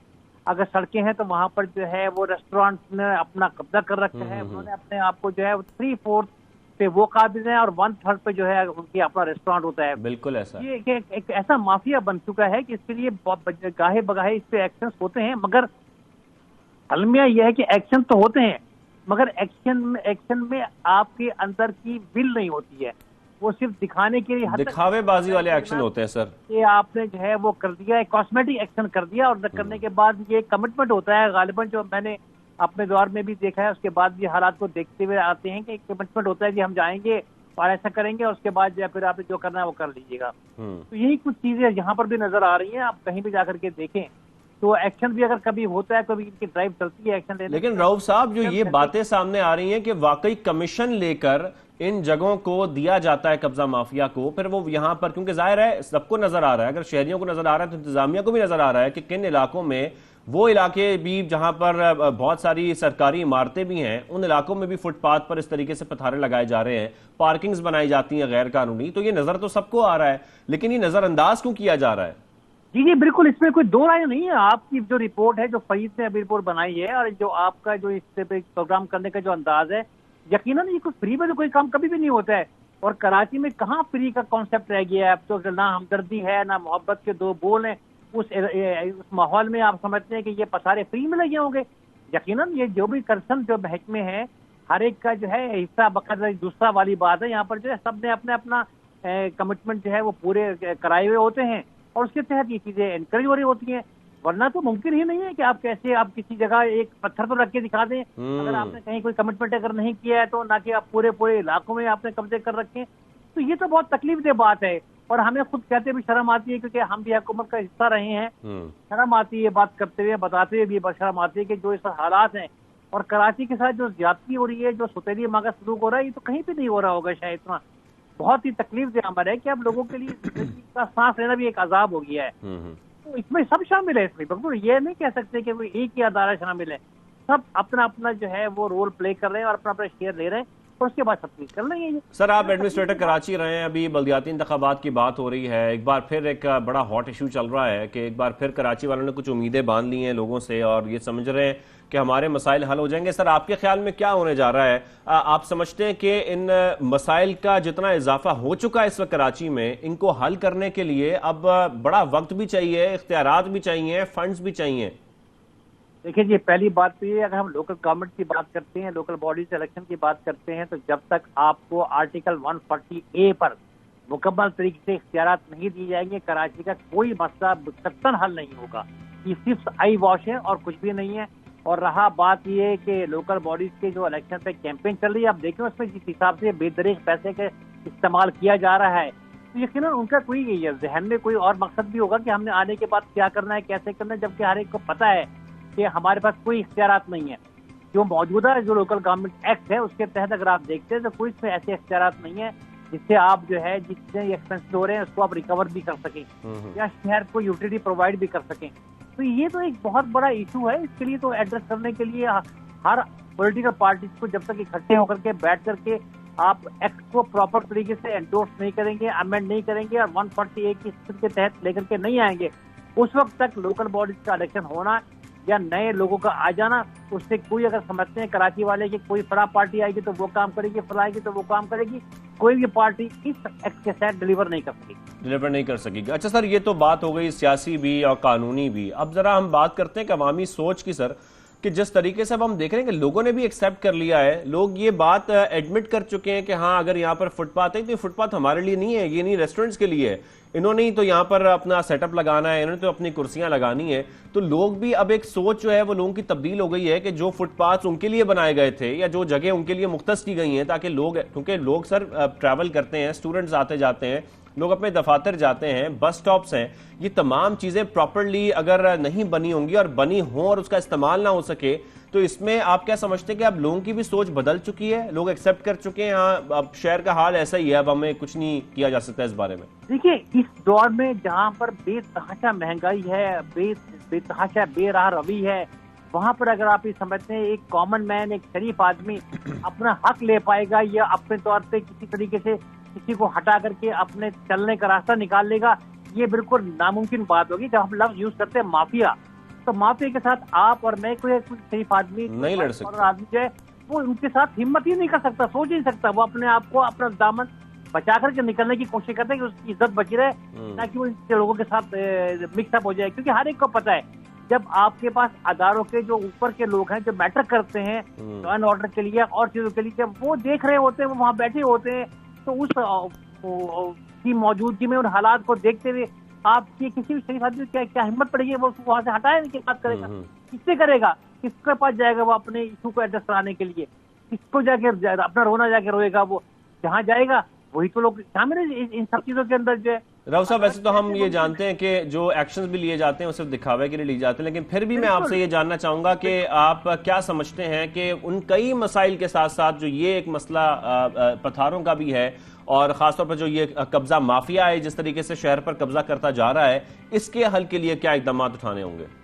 देखिए जी, इकदाम की बात जो है ना, ये तो बहुत छोटा जुमला रह गया है, छोटा सा लफ्ज रह गया है, बहुत दूर की रह गई है। उठाने वाले कौन है? सवाल तो ये पैदा होते हैं ना, कौन उठाएगा? अगर कोई भी ऐसा फोरम आपको मिल जाए, ईमानदाराना फोरम, तो समझे कि ना कि हमने स्टेप लेना है, ये खत्म करना है, तो ये 1 घंटे से ज्यादा की मार नहीं है, बिल्कुल नहीं। ऑनेस्टली मैं आपको बताता हूँ, लेकिन जब आपको पता है कि आपने हटाने के लिए कॉस्मेटिक डेमोलिशन करनी है, कॉस्मेटिक इनको हटाना है और शाम को दोबारा आ जाना है और उनकी ब्लेसिंग से आना है, तो फिर आप ये सोच भूल जाइए, सत्तर भूल जाइए। मैं तो मुकम्मल तौर से नाउम्मीद हो चुका हूँ इन हालात में। जो मैं देख रहा हूँ शहर के, आप कहीं भी जाएं, आप पार्किंग में जाएं तो वहाँ पार्किंग माफिया है, आप सड़कों पे जाएं तो वहाँ माफियाज हैं, आप रोड पे जाएं, वो गली मोहल्ले में जाएं, वहाँ माफियाज हैं, इलीगल एक्टिविटी को जाके देखें, कंस्ट्रक्शन को देखें, वहाँ माफियाज मौजूद हैं। सड़कें जो पहले 100 फुट की सड़क थी वो कम होते होते इस वजह 10 फुट की रह गई है। किस बात को जाकर रोना रोएंगे आप? और कहाँ जाए आदमी करने के लिए? कारोबारी आदमी के जो, अच्छा मजे की बात है, जो दुकानदार हैं वो भी खुद लगवाते हैं, वो भी इंकरेज करते हैं, वो सामने वो भी मल्टीपल तरीके से अपने आप को कमाने के का धंधा उन्होंने बना रखा है, बजाय इसके कि वो दुकान। लेकिन रऊफ अख्तर फारूकी साहब, लेकिन हम उम्मीद नहीं छोड़ेंगे, हम यही सोचते रहेंगे और समझते रहेंगे, कोशिश भी हम जो अपनी कोशिश कर सकते हैं वो करते रहेंगे कि इस तरीके से इस शहर के हालात बदलें, ये मामला ठीक हो, शहर को जिस तरीके से तबाह किया जा रहा है या जा चुका है इसमें कुछ बेहतरी आए, ये खास तौर पर शहरियों को कुछ रिलीफ मिले, चाहे वो किसी भी तरीके से हो, चाहे वो टूटी फूटी सड़कों को बेहतर किया जाए, ड्रेनेज सिस्टम हो। कराची के कई मसाइल हैं इस वक्त, मसाइल का अंबार लगाए, इन मसाइल को हल करना बहुत जरूरी है। बहुत शुक्रिया रऊफ अख्तर फारूकी साहब, ज्वाइन किया सबसे पहले पाकिस्तान में, और जिस तरीके से आपने निशानदेही भी की है और कुछ इशारे भी दिए हैं कि अब मामला किस तरफ जा रहा है कराची का, तो मेरे ख्याल में हमें फिर भी नाउमीदी नहीं दिखानी चाहिए। हम उम्मीद करते हैं कि कराची के मसाइल में कुछ बेहतरी आए, कुछ हल हो, इन बल्दियाती इंतखाबात के बाद हो या जैसे मर्जी हो, लेकिन कुछ बेहतर हो जाए, और हमारे पास कोई हल नहीं है, हमसे उम्मीद ही रख सकते हैं। खैर, इसके साथ साथ कुछ ये तो बात हो गए, मसाइल बहुत सारे हैं और जो शहर के मसाइल हैं, मुल्क के मसाइल हैं, सियासी मसाइल हैं, उनका जिक्र हो चुका है, लेकिन अब प्रोग्राम को आगे बढ़ाते हैं और आगे बढ़कर हम कुछ जिक्र करेंगे। एक और सेगमेंट है जो बड़ा इंटरेस्टिंग है आजकल, खासतौर पर बच्चों के हवाले से है, और जब बच्चों की ज़हनी सेहत के हवाले से बात होती है या उनकी परवरिश के हवाले से बात होती है, तरबियत की बात होती है, तो हम ये फोकस करने की कोशिश करते हैं और ये जानने की कोशिश करते हैं कि तरबियत को किस तरीके से बेहतर बनाया जा सकता है, क्योंकि दौर बहुत बदल रहा है और बच्चे आजकल जो है बड़े फास्ट हो गए हैं और बड़े एडवांस भी हो गए, तो उनको रोकना भी बड़ा मुश्किल है, तो उनके ऊपर एक काबू रखना भी लेकिन बड़े तरीके से वालिदैन के लिए बड़ा मुश्किल होता जा रहा है। यानी कि जो परवरिश है वो एक कड़ा इम्तिहान है वालिदैन के लिए। तो ऐसे में तालीम और तरबियत के अलावा अपने बच्चों को उनकी उम्र के मुताबिक किन खेलों में खास तौर पर किन खेलों का इंतखाब करना चाहिए बच्चों के लिए, ये बड़ा इंपॉर्टेंट हो चुका है, ताकि खेल और जिस्मानी सरगर्मियां बच्चों के लिए एक मुस्बत जो उनकी सलाहियतें हैं वो तो उजागर करने में मुआवन होती हैं, लेकिन इसके साथ साथ वालिदैन के लिए ज़रूरी है कि वो अपने बच्चों के लिए उनकी उम्र के हिसाब से गेम्स का इंतखाब करें, खेलों का इंतखाब करें, चाहे वो जिस्मानी गेम्स हैं या वो ज़हनी गेम्स हैं या वो जिस तरीके से हम आजकल, क्योंकि ज़हनी गेम का इसलिए जिक्र कर रहे हैं कि आजकल वीडियो गेम्स का रुझान बहुत ज़्यादा बढ़ता जा रहा है। तो वालिदैन की रहनुमाई के लिए आज हम कुछ बात करना चाह रहे हैं। खासतौर पर वालिदैन भी परेशान हो जाते हैं जब वो देखते हैं कि उनका बच्चा टीवी देखे बगैर या गेम खेले बगैर या पोएम सुने बगैर जो है वो खाना नहीं खाएगा, सोएगा नहीं या वो रोना बंद नहीं करेगा। तो इस तरीके से हल कैसे निकाला जाए, इसी पर बात करने के लिए माहिर नफ्सियात डॉक्टर किरण साहब हमारे साथ मौजूद हैं, उनसे हम बात करेंगे। किरण साहिबा, थैंक यू वेरी मच, आपने हमें ज्वाइन किया है। किरण साहिबा, वालिदैन को हम देख रहे हैं कि वो बड़े परेशान हो चुके हैं बच्चों के लिए खास तौर पर, क्योंकि खेलों का इंतखाब करना बड़ा मुश्किल हो गया है। कौन सी गेम्स बच्चों को खेलने दी जाएं, कौन सी नहीं खेलने दी जाएं, और उसका क्या असर पड़ रहा है उनके खास तौर पर ज़हनी सलाहियत पर। बहुत शुक्रिया इस टॉपिक पे बात करने के बुलाने के लिए। सबसे पहले मैं कहूँगी कि इंतखाब जब करना है, जब चूज़ करना है, तो इसका मतलब है कि बहुत पहले एज से स्टार्ट कर देना चाहिए। ठीक है, इसमें आप परेशान कब होते हैं कि जब बच्चा काफ़ी बड़ा हो जाता है और हम कहते हैं कि कौन से खेल खेल रहा है, कैसे गेम्स खेल रहा है, तो कंप्यूटर से नहीं खेल रहा है, ये तो स्क्रीनिंग बहुत ज़्यादा कर रहा है। तो अगर हमें बच्चे को आदत डालनी है खेलों की और अच्छे गेम्स की, तो उसके लिए ज़रूरी है कि हम छोटी उम्र से ही स्टार्ट कर दें। जैसे हम छोटे बच्चे को, 1-2 साल के बच्चे को कोई ऐसी कुछ चीज़ पकड़ा देते हैं कि वो उससे खेलते रहें, ठीक है, क्योंकि उस टाइम हमें पता होता है कि वो खुद से जाके कोई गेम को चूज़ नहीं कर सकते। तो हमने कोई ब्लॉक पकड़ा दिया, हमने कोई, इवन अगर हम खुद कुछ काम कर रहे हैं तो उसमें से कोई एक स्टफ पकड़ा दिया, बच्चा खेलता रहे उससे। इसी तरह जब बच्चे बड़े होते जाते हैं तो हमें खुद बच्चों का गेम्स का चुनाव करना है। जैसे 2 साल 3 साल का बच्चा है, उसके साथ लैंग्वेज गेम्स करें, उसके साथ कुछ आप टेक्टाइल गेम्स करें, उसकी टचिंग की गेम्स करें। कि अगर बच्चा 2.5-3 साल का बच्चा है तो जैसे कि आप उसको मोबाइल पकड़ा के उसको जो है मोबाइल में गेम जो स्क्रीनिंग है वो करवाएं। आप उससे बेहतर है कि बच्चे के साथ कुछ क्रॉस एंड मोटर स्किल्स वाली गेम्स कर सकते हैं। उनको कुछ पकड़ा दें, बॉल पकड़ा दें, कुछ पेन पकड़ा दें या कुछ ब्लॉक्स पकड़ा दें, ताकि बच्चे की जो ग्रिप्स वाली चीज़ें वो अच्छी हों। फिर बच्चा जब थ्रो करे आपकी तरफ कुछ, आप उसकी तरफ थ्रो करें, उसके थ्रो करने की स्किल्स, उसकी कैच करने की स्किल्स, उसकी जो ग्रिपिंग होल्डिंग स्किल्स हैं वो तेज होती हैं। तो खेल का खेल होता है और बच्चों की लर्निंग और उसकी जो बिल्डिंग डेवलपमेंट कैपेसिटी है वो भी होती जाती है। किरण साहब, प्रॉब्लम पता है क्या है, वालिदैन ये समझते हैं कि जो उनको आदत पड़ चुकी है ना पोएम देखने की या कोई गेम खेलने की, ये आदत पड़ चुकी है, हम इसमें कुछ नहीं कर सकते। लेकिन ये आदत डाली किसने है? जाहिर बात है बच्चे पैदाइशी तौर पर तो किसी गेम से जो है वो ऑलरेडी अट्रैक्टेड तो नहीं होते, उनको अट्रैक्ट किया जाता है, उसके बाद उनकी आदतें खराब हो जाती हैं। तो हमें बचपन से ही किस तरीके से ख्याल रखना है बच्चों का? बिल्कुल ऐसा ही है कि बच्चे बाय बर्थ तो इस चीज से अट्रैक्टेड नहीं होते। Even they have no concept या व्हाट इज मोबाइल या व्हाट इज स्क्रीन गेम्स क्या होती हैं, स्क्रीनिंग क्या होती है। तो basically yes, caretakers, parents, guardians ये ही इस तरह से इंटेंशनली या अनइंटेंशनली जो है वो आदत डाल देते हैं, आदत बिल्ड कर देते हैं। उसमें ज़रूरी यही है कि मैं हमेशा से जब भी इस टॉपिक पे बात आती है कहीं पर भी, मैं एक बात कहती हूँ कि माँ बाप को खुद सेल्फ कंट्रोल करना है। जब उनको अपनी फीलिंग्स को कंट्रोल करना है कि मैं अभी भाई मुझे परेशानी हो रही है, बच्चा तंग कर रहा है, तो गेम लगा के दे दी या उसको कोई स्क्रीन पे कार्टून लगा के दे दिए, तो उस टाइम पर अपने आप को कंट्रोल करें, थोड़ा सा टाइम निकालें, उसके साथ बैठे और इंगेज हो खुद से। मुझे लग रहा है आप अपने कंट्रोल के हवाले से जो बात करिए ना वो इस तरह भी इशारा कर रही है कि अक्सर हम देखते हैं कि डाइनिंग टेबल पर बच्चों को मना किया जा रहा होता है कि आपने मोबाइल इस्तेमाल नहीं करना, लेकिन वालिदैन खुद इस्तेमाल कर रहे होते हैं। तो जाहिर है फिर बच्चे जो देखते हैं फिर वो करते भी हैं। बिल्कुल सही, ये भी बहुत अच्छी आपने एग्जांपल दी कि अपनी अर्ज को, अपनी चाह को कंट्रोल करना है। अगर उस टाइम पर मैं अगर डाइनिंग टेबल पर हूँ और मेरी फोन कॉल आ रही है और मैं तो फोन कॉल अटेंड करके बात कर रही हूँ और खाना भी साथ खा रही हूँ और बच्चे को मैं मना कर रही हूँ कि आपने मोबाइल नहीं, तो देखिए कहने में और करने में फर्क है।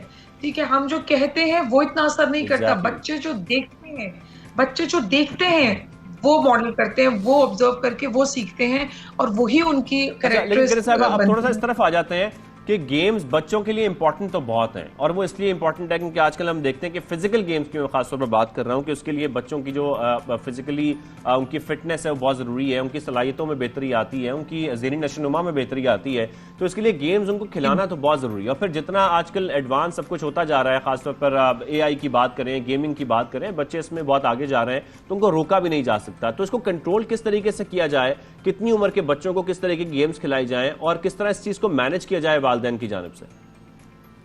देखिए, जिस तरह से मैंने आपको मिसाल दी शुरू में 2-3 साल के बच्चे की, ठीक है, क्योंकि उससे छोटा जो बच्चा होता है वो तो खुद ही अपनी फैंटेसी प्ले या इधर उधर देखना, हाथ पांव चलाना, थोड़ा सा मूवमेंट करना, इनकी तरफ होता है। लेकिन 2-3 साल का बच्चा जब थोड़ा सा और इसमें हवास जो है वो कायम होते हैं, तो वो बच्चा फिर कोई ना कोई चीज़ों को खेलना या उसके साथ एंगेज होना चाहता है। इसी तरह थोड़ा सा और ऊपर आए तो 4, 5, 6 साल के बच्चे हैं, अब उनमें ऐसे ऐसे का फिजिकल एक्टिविटी के गेम्स स्टार्ट कर देने चाहिए, ठीक है, जिसमें बच्चा थोड़ा सा भाग रहा है, पेरेंट्स में से कोई या बहन भाइयों में से कोई इसको पकड़ रहा है, या वो भाग रहे हैं और बच्चा उनको पकड़ रहा है। इसके अलावा आप जो है वो कोई भी टेक्टाइल गेम्स होते हैं, टच गेम्स होते हैं, पजल्स गेम होते हैं, बच्चे के साथ बैठ के एंगेज हों, उनके साथ खेलें, बच्चे जो है वो पजल बनाएं, जहन तेज होता है, मेमोरी तेज होती है, कौन सा पजल किधर लगना है, ये सब चीज़ें होती हैं। इसके अलावा ये मैं भी आपको 6-7 साल के बच्चे की बात बता रही हूँ, इसी एज में स्टोरी गेम्स होती हैं, ठीक है, उनको स्टोरी सुनाई जाए, फिर उसमें से कुछ क्वेश्चंस किए जाएं, तो बच्चे का focus, concentration, listening skills improve होती हैं।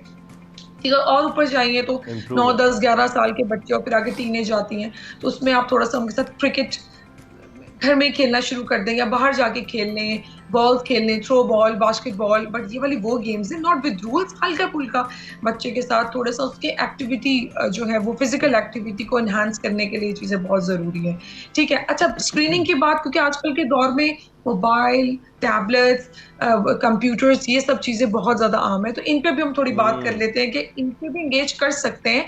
ऐसी बात नहीं है कि बिल्कुल नो है, लेकिन इनका टाइम का तायुन रखना पेरेंट्स के लिए बहुत ज्यादा जरूरी है। चाहे कंप्यूटर्स है तो बच्चे के साथ खुद पहले कंप्यूटर डॉक्टर साहब, आप समझती हैं कि ये तायुन करना ही बहुत जरूरी है कि गेम्स भी किस उम्र के लिए बनाई गई हैं? खासतौर पर गेम्स के बारे में ये बताया जाता है, हर गेम के साथ ये लिखा होता है कि ये कितने उम्र के बच्चों के लिए गेम्स बनाई गई हैं। तो इस बात को समझना पेरेंट्स के लिए बड़ा इंपॉर्टेंट है कि जो गेम वो बच्चों को खिला रहे हैं, क्या वो 6 साल की उम्र के बच्चों के लिए है, 12 साल की उम्र के बच्चों के लिए, 18 साल की उम्र के बच्चों के लिए, क्योंकि साइकोलॉजिकली बड़ा इफेक्ट आता है गेम्स का बच्चों के ऊपर।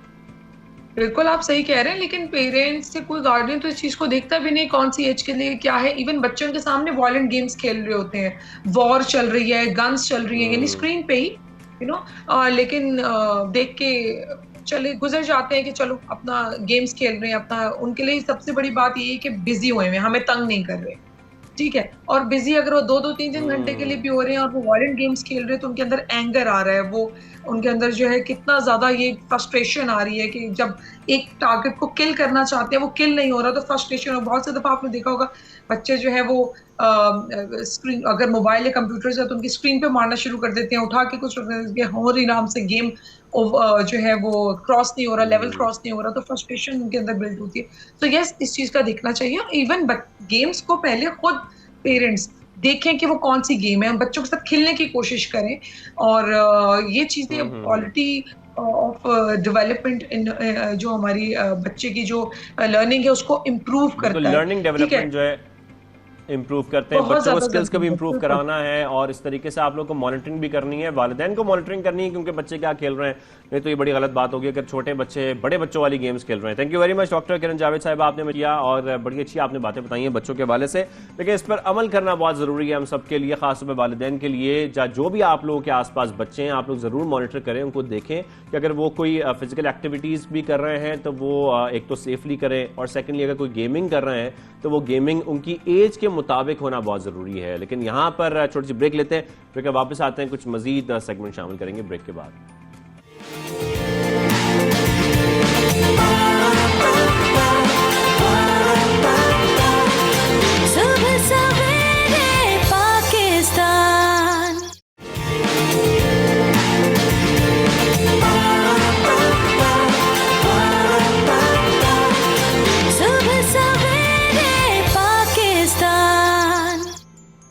Welcome back. आप देख रहे हैं सुबह सवेरे पाकिस्तान शाहजेब अहमद के साथ, और प्रोग्राम को आगे बढ़ाएंगे। और आपको हमने बताया था कि हम आपकी बहुत सारे लोगों से मुलाकात भी करवाएंगे। कुछ लोग हमारे स्टूडियो में मौजूद हैं, कुछ लोग किसी और स्टूडियो में मौजूद हैं, उनसे ही मुलाकात करवाएंगे।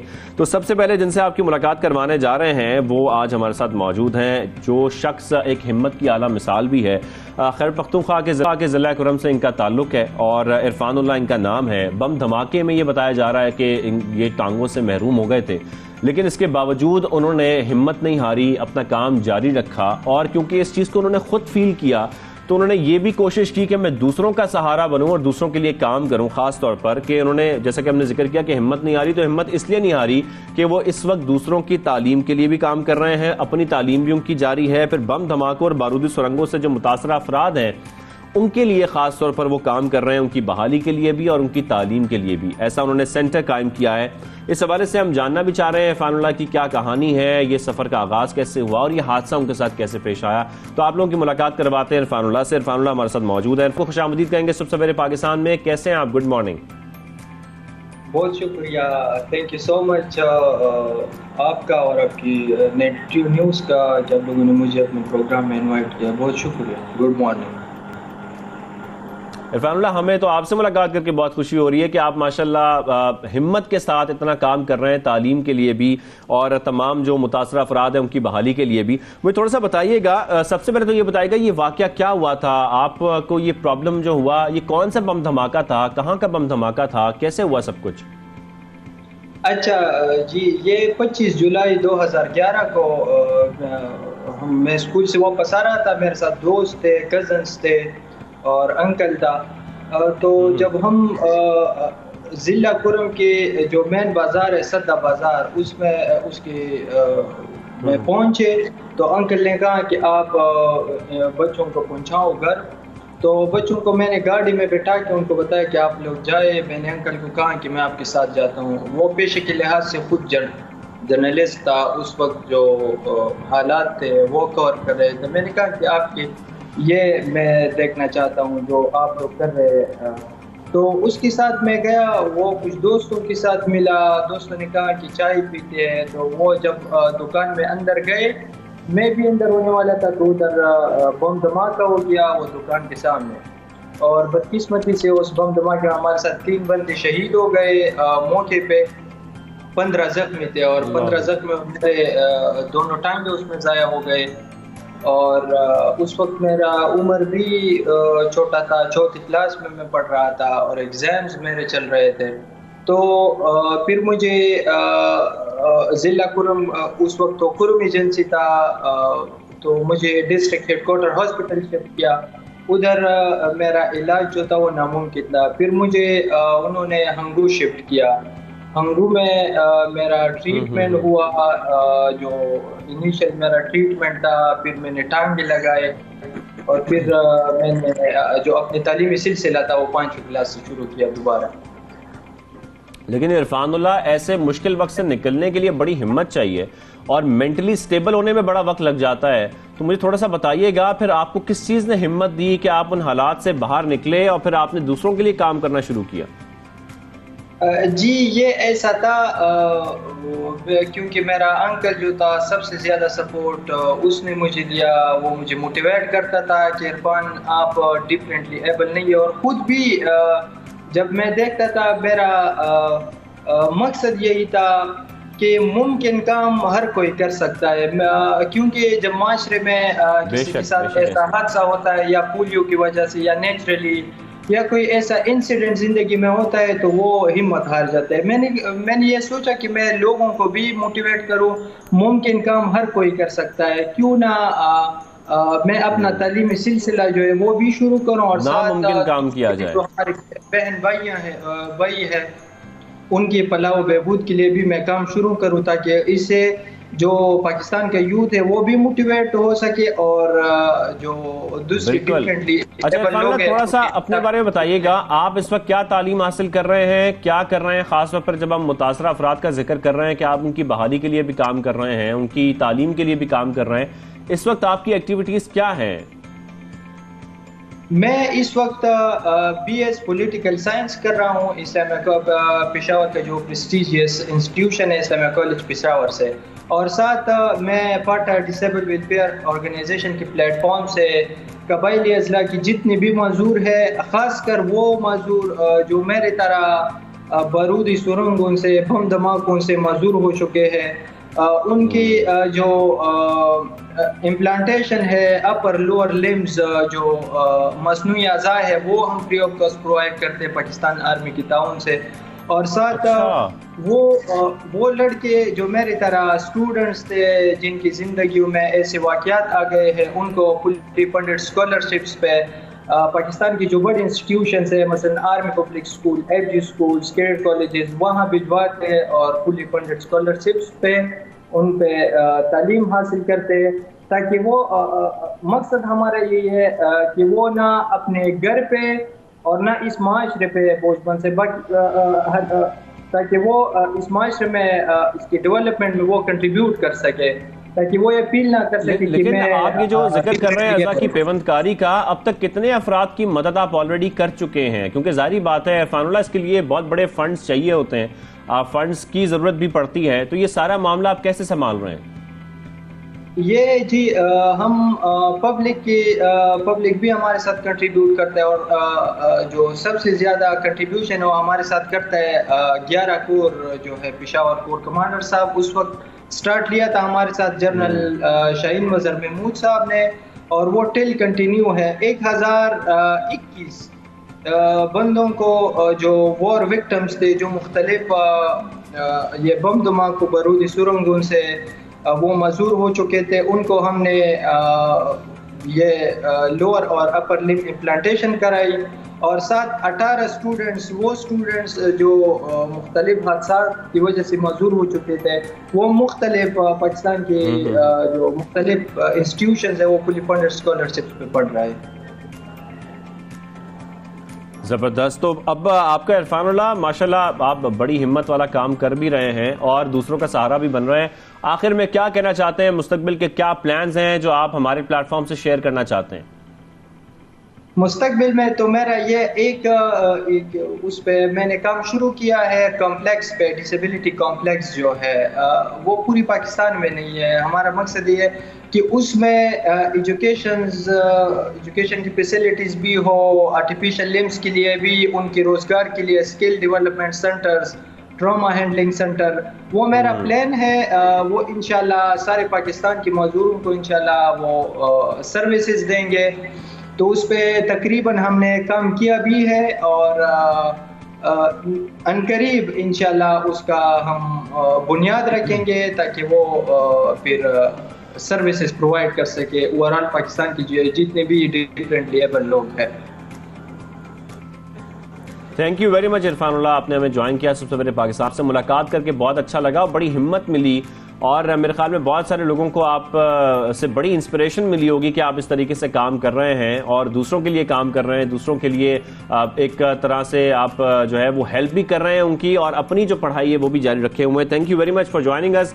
बहुत अच्छा लगा आपसे मुलाकात करके, और जैसा कि आपको कहा था हमने कि हम बहुत सारे लोगों से आज आपकी मुलाकात करवाएंगे, तो इरफानुल्लाह तो उनमें से एक थे, लेकिन कुछ और लोग भी हैं जो हमारे स्टूडियो में इस वक्त मौजूद हैं जिनसे आपकी मुलाकात करवानी है। क्योंकि अक्सर हम सुनते हैं कि जब हम किसी जगह का नाम सर्च करते हैं गूगल पे, तो वहाँ की लोकेशन भी आ जाती है, तस्वीर भी आ जाती हैं, वो तमाम हिदायत भी आ जाती हैं कि किस तरीके से उस जगह पर पहुंचा जा सकता है, वहाँ के टाइमिंग्स क्या है, वहाँ की सारी इंफॉर्मेशन आपको मिल जाती है। लेकिन ये अपडेट कौन करता है, ये सारी इंफॉर्मेशन उस पर अपलोड कौन करता है, इसके पीछे बहुत सारे लोग हैं। इसके पीछे ऐसे बहुत सारे रज़ाकाराना तौर पर लोग काम कर रहे हैं गूगल के लिए, जो कि पाकिस्तान में मुख्तलिफ इलाकों के लिए काम किया जाता है उनकी जानिब से, और इन चीज़ों को अपडेट किया जाता है, गूगल मैप्स को अपडेट किया जाता है, उनकी तस्वीर ली जाती हैं, उनको अपलोड किया जाता है।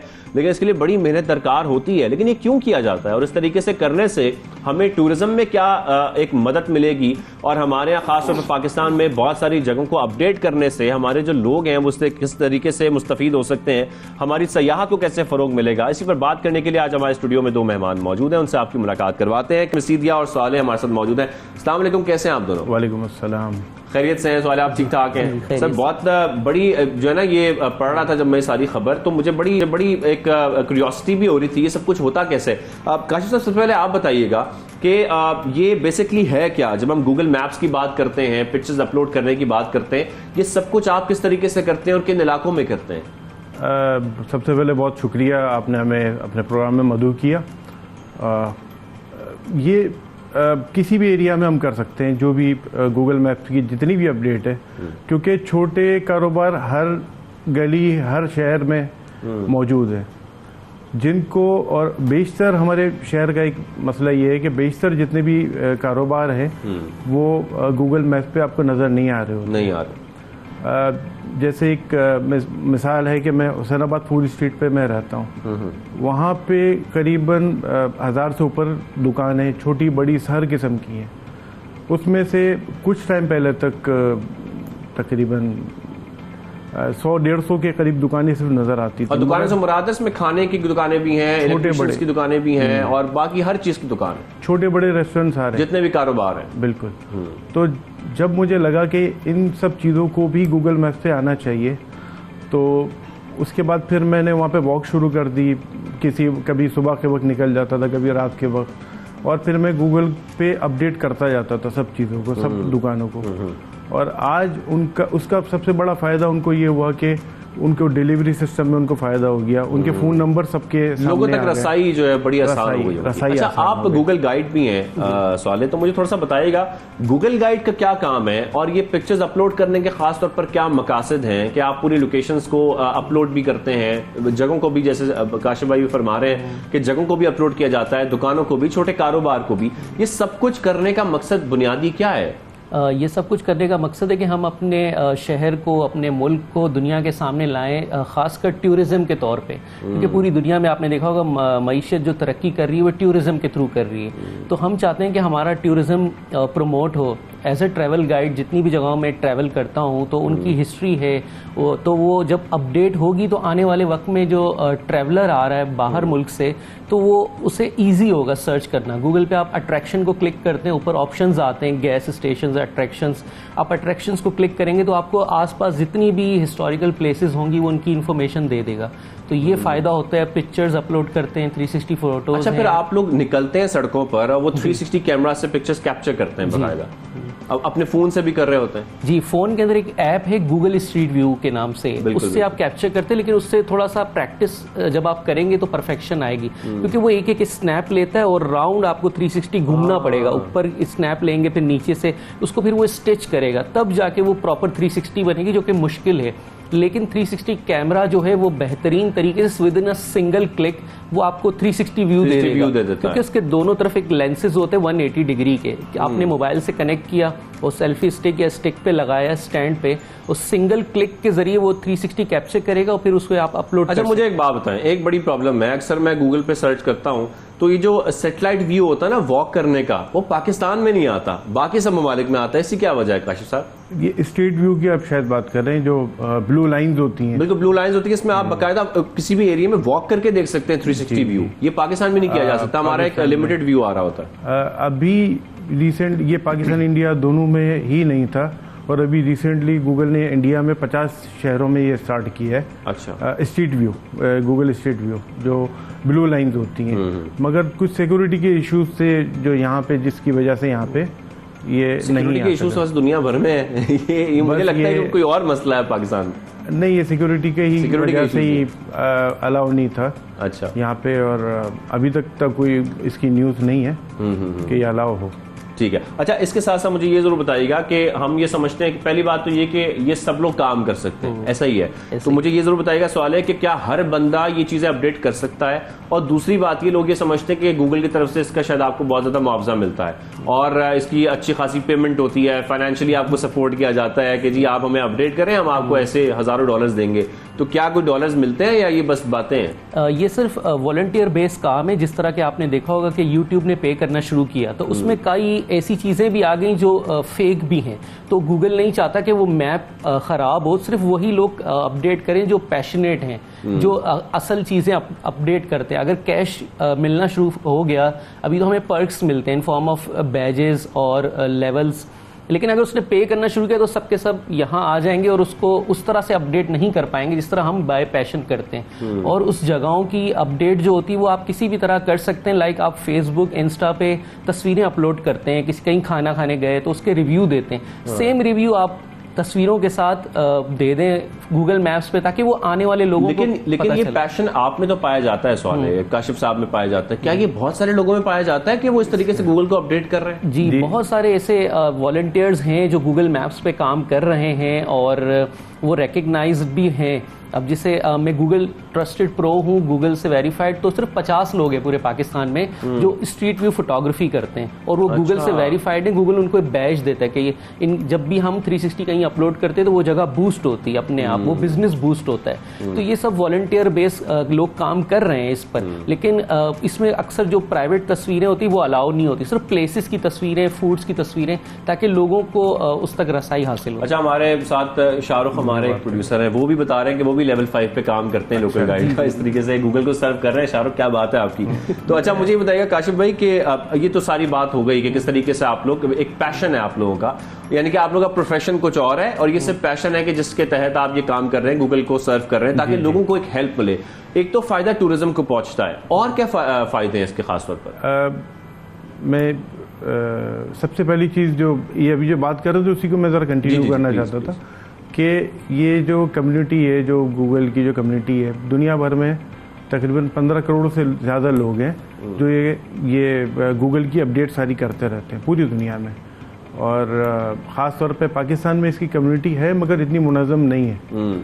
अच्छा, इसका गूगल का एक जो प्लेटफॉर्म है जो काफ़ी बड़ा है, जो 15 करोड़ जैसे मैंने कहा, उसमें टोटल 45 मॉडरेटर्स हैं जो इसको पूरी कम्युनिटी को मॉडरेट करते हैं।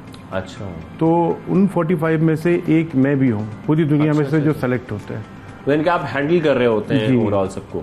जी, पूरी कम्युनिटी को, पूरी कम्युनिटी। और इसके अलावा एक और ऐप होती है जो आपके मोबाइल में वैसे नॉर्मली नहीं होती मगर आप इसको डाउनलोड कर सकते हैं गूगल क्राउडसोर्स के नाम से। क्राउडसोर्स गूगल क्राउडसोर्स, वो भी टूरिज्म की प्रमोट करने के लिए बड़ी हेल्पफुल है। गूगल क्राउडसोर्स, गूगल क्राउडसोर्सिंग का ये समझे कि जितनी भी ऐप हैं, गूगल मैप्स हो गई, गूगल क्लासरूम हो गया, गूगल की कोई भी प्रोडक्ट, गूगल असिस्टेंट हो गया या गूगल ट्रांसलेशन हो गया, ये इन सब की माँ है। आप जो डाटा गूगल क्राउडसोर्स को देंगे वही आपको बैक एंड पे मिलेगा सबको। अच्छा, बिल फर्ज अगर आपने गूगल क्राउडसोर्स में ट्रांसलेशन पे काम करना शुरू कर दिया, ये भी वॉलंटियर बेस है, वॉलंटियर बेस, ठीक है ना। अब उसमें अब जैसे कि हमारी जो मेन जो काम हमारा अभी इस वक्त है उर्दू, सिंधी, पश्तो, हम इन 3 ज़बानों पे काम कर रहे हैं कि इसकी ट्रांसलेशन बेहतर हो। आप मेरा तकरीबन डेली बेसिस पे मुझे ज़रूरत पड़ती है गूगल असिस्टेंट की, क्योंकि मैं लोकल गाइड्स कनेक्ट पे आर्टिकल टूरिज्म के बारे में लिखता हूँ, तो मुझे अंग्रेज़ी के लिए मुझे ज़रूरत पड़ती है। तो आज से 6 महीने पहले तक इसका रिजल्ट को इतना ज़्यादा अच्छा नहीं था। फिर पाकिस्तानी कम्युनिटी ने, या उर्दू कम्युनिटी में कहूँगा जो भारत में भी है, पाकिस्तान में भी, पूरी दुनिया में, उन्होंने इतनी मेहनत की कि अब वो उर्दू की ट्रांसलेशन अवेलेबल है, अब आप कर सकते हैं। अरे वो तो पहले भी थी मगर उसका ट्रांसलेशन सही नहीं आता था, मगर इतनी ज़्यादा मेहनत के बाद अब वो ट्रांसलेशन भी सही होनी शुरू हो गई है। मगर अभी भी सिंधी और पश्तो में काम करना ज़रूरी है, और इसी गूगल क्राउडसोर्स में ही इमेज कैप्चर के ऑप्शन में आप अपनी टूरिज्म की तस्वीर सारी अपलोड कर सकते हैं विद लेबल्स। अच्छा। और ये फिर जितनी भी तस्वीरें ये आपको गूगल सर्च में अवेलेबल हो। अच्छा, हमें तो सवाल ये लगता था कि शायद ये सैटेलाइट के थ्रू कैप्चर की जाती हैं पिक्चर्स, लेकिन इसके नीचे कितनी बड़ी मैन पावर है जो बाकायदा पिक्चर्स लेके अपलोड करती है, इन्फॉर्मेशन अपलोड करती है। ये मेरे ख्याल में शायद सब लोग नहीं जानते बात। लोकल गाइड्स कनेक्ट, ये भी कुछ होता है, जरा इस हवाले से बताइएगा मुझे। जी, ये प्लेटफॉर्म है जिस तरह एक फेसबुक एक प्लेटफॉर्म है, ट्विटर है, इंस्टा है, ये लोकल गाइड्स का प्लेटफॉर्म है। पूरी दुनिया के जो लोकल गाइड्स हैं वो आपस में कनेक्ट होते हैं और अपने अपने मुल्क की टूरिज्म को, कल्चर को प्रमोट करते हैं। वहाँ आर्टिकल्स लिखते हैं जिसकी कैटेगरीज होती हैं, ट्रैवलिंग होगी, फोटोग्राफी हो गया, फूड हो गया, तो उसमें हम आर्टिकल्स लिख के एक दूसरे के साथ कनेक्ट होते हैं। जब कम्युनिटी कनेक्ट होती है तो एक दूसरे से सीखते हैं, और वो गूगल के जरिए उसमें बैजेस भी मिलते हैं और वेरिफिकेशन भी होती है। एक और फायदा मैं बताता चलूं, जो कि कॉन्फ्रेंस होती है हमारी यूएस में, पूरे हर साल होती है। ठीक है। तो उसमें वो पूरी दुनिया से जो लोग काम करते हैं वो उनको फुली फ्री फंडेड होती है, वो उन्हें अप्रोच करके उन्हें बुलाते हैं यूएस, और वो वहां पर एक पूरी कॉन्फ्रेंस होती है लोकल गाइड्स की। अच्छा, लेकिन ये सब कुछ जो कर रहे हैं ये वॉलंटरली कर रहे हैं, इसमें किसी किस्म का कोई फंडिंग नहीं है, किसी किस्म का कोई मुआवजा नहीं है, और ये सिर्फ इसलिए कर रहे हैं ताकि आप लोगों को फायदा पहुंचे, हमारे टूरिज्म को फायदा पहुंचे। Thank you very much Saleh और काशिफ साहब, आपने हमें ज्वाइन किया सुबह सवेरे पाकिस्तान में। बड़ा अच्छा लगा मुलाकात करके भी, और ये जानकर कि इस तरीके से कितनी बड़ी मैन पावर है जो खासतौर पर पाकिस्तान के टूरिज्म को प्रमोट करने के लिए बहुत कुछ कर रही है। इनकी बहुत बड़ी कंट्रीब्यूशन है, क्योंकि सबसे पहले हम कहीं भी मुल्क में जाते हैं, किसी भी शहर में जाते हैं, हम गूगल खोलते हैं और चेक करते हैं कि यहाँ पर हमें फ्यूल पंप कहाँ मिलेगा, हमें खाने के रेस्टोरेंट्स कहाँ मिलेंगे, हमें इलेक्ट्रिशियन कहाँ मिलेगा, हमें मैकेनिक कहाँ मिलेगा। तो ये सारी इन्फॉर्मेशन जो आपको मिलती है ये हमारे लोकल लोग ही अपलोड करते हैं। लेकिन ये सारी इन्फॉर्मेशन हमने जान ली। प्रोग्राम का यहाँ पर वक्त खत्म हो गया है। इंशाल्लाह आपसे मुलाकात होगी कल कुछ नए सेगमेंट्स के साथ, कुछ नए टॉपिक्स के साथ। जब तक के लिए मुझे इजाजत दीजिए। अल्लाह हाफिज।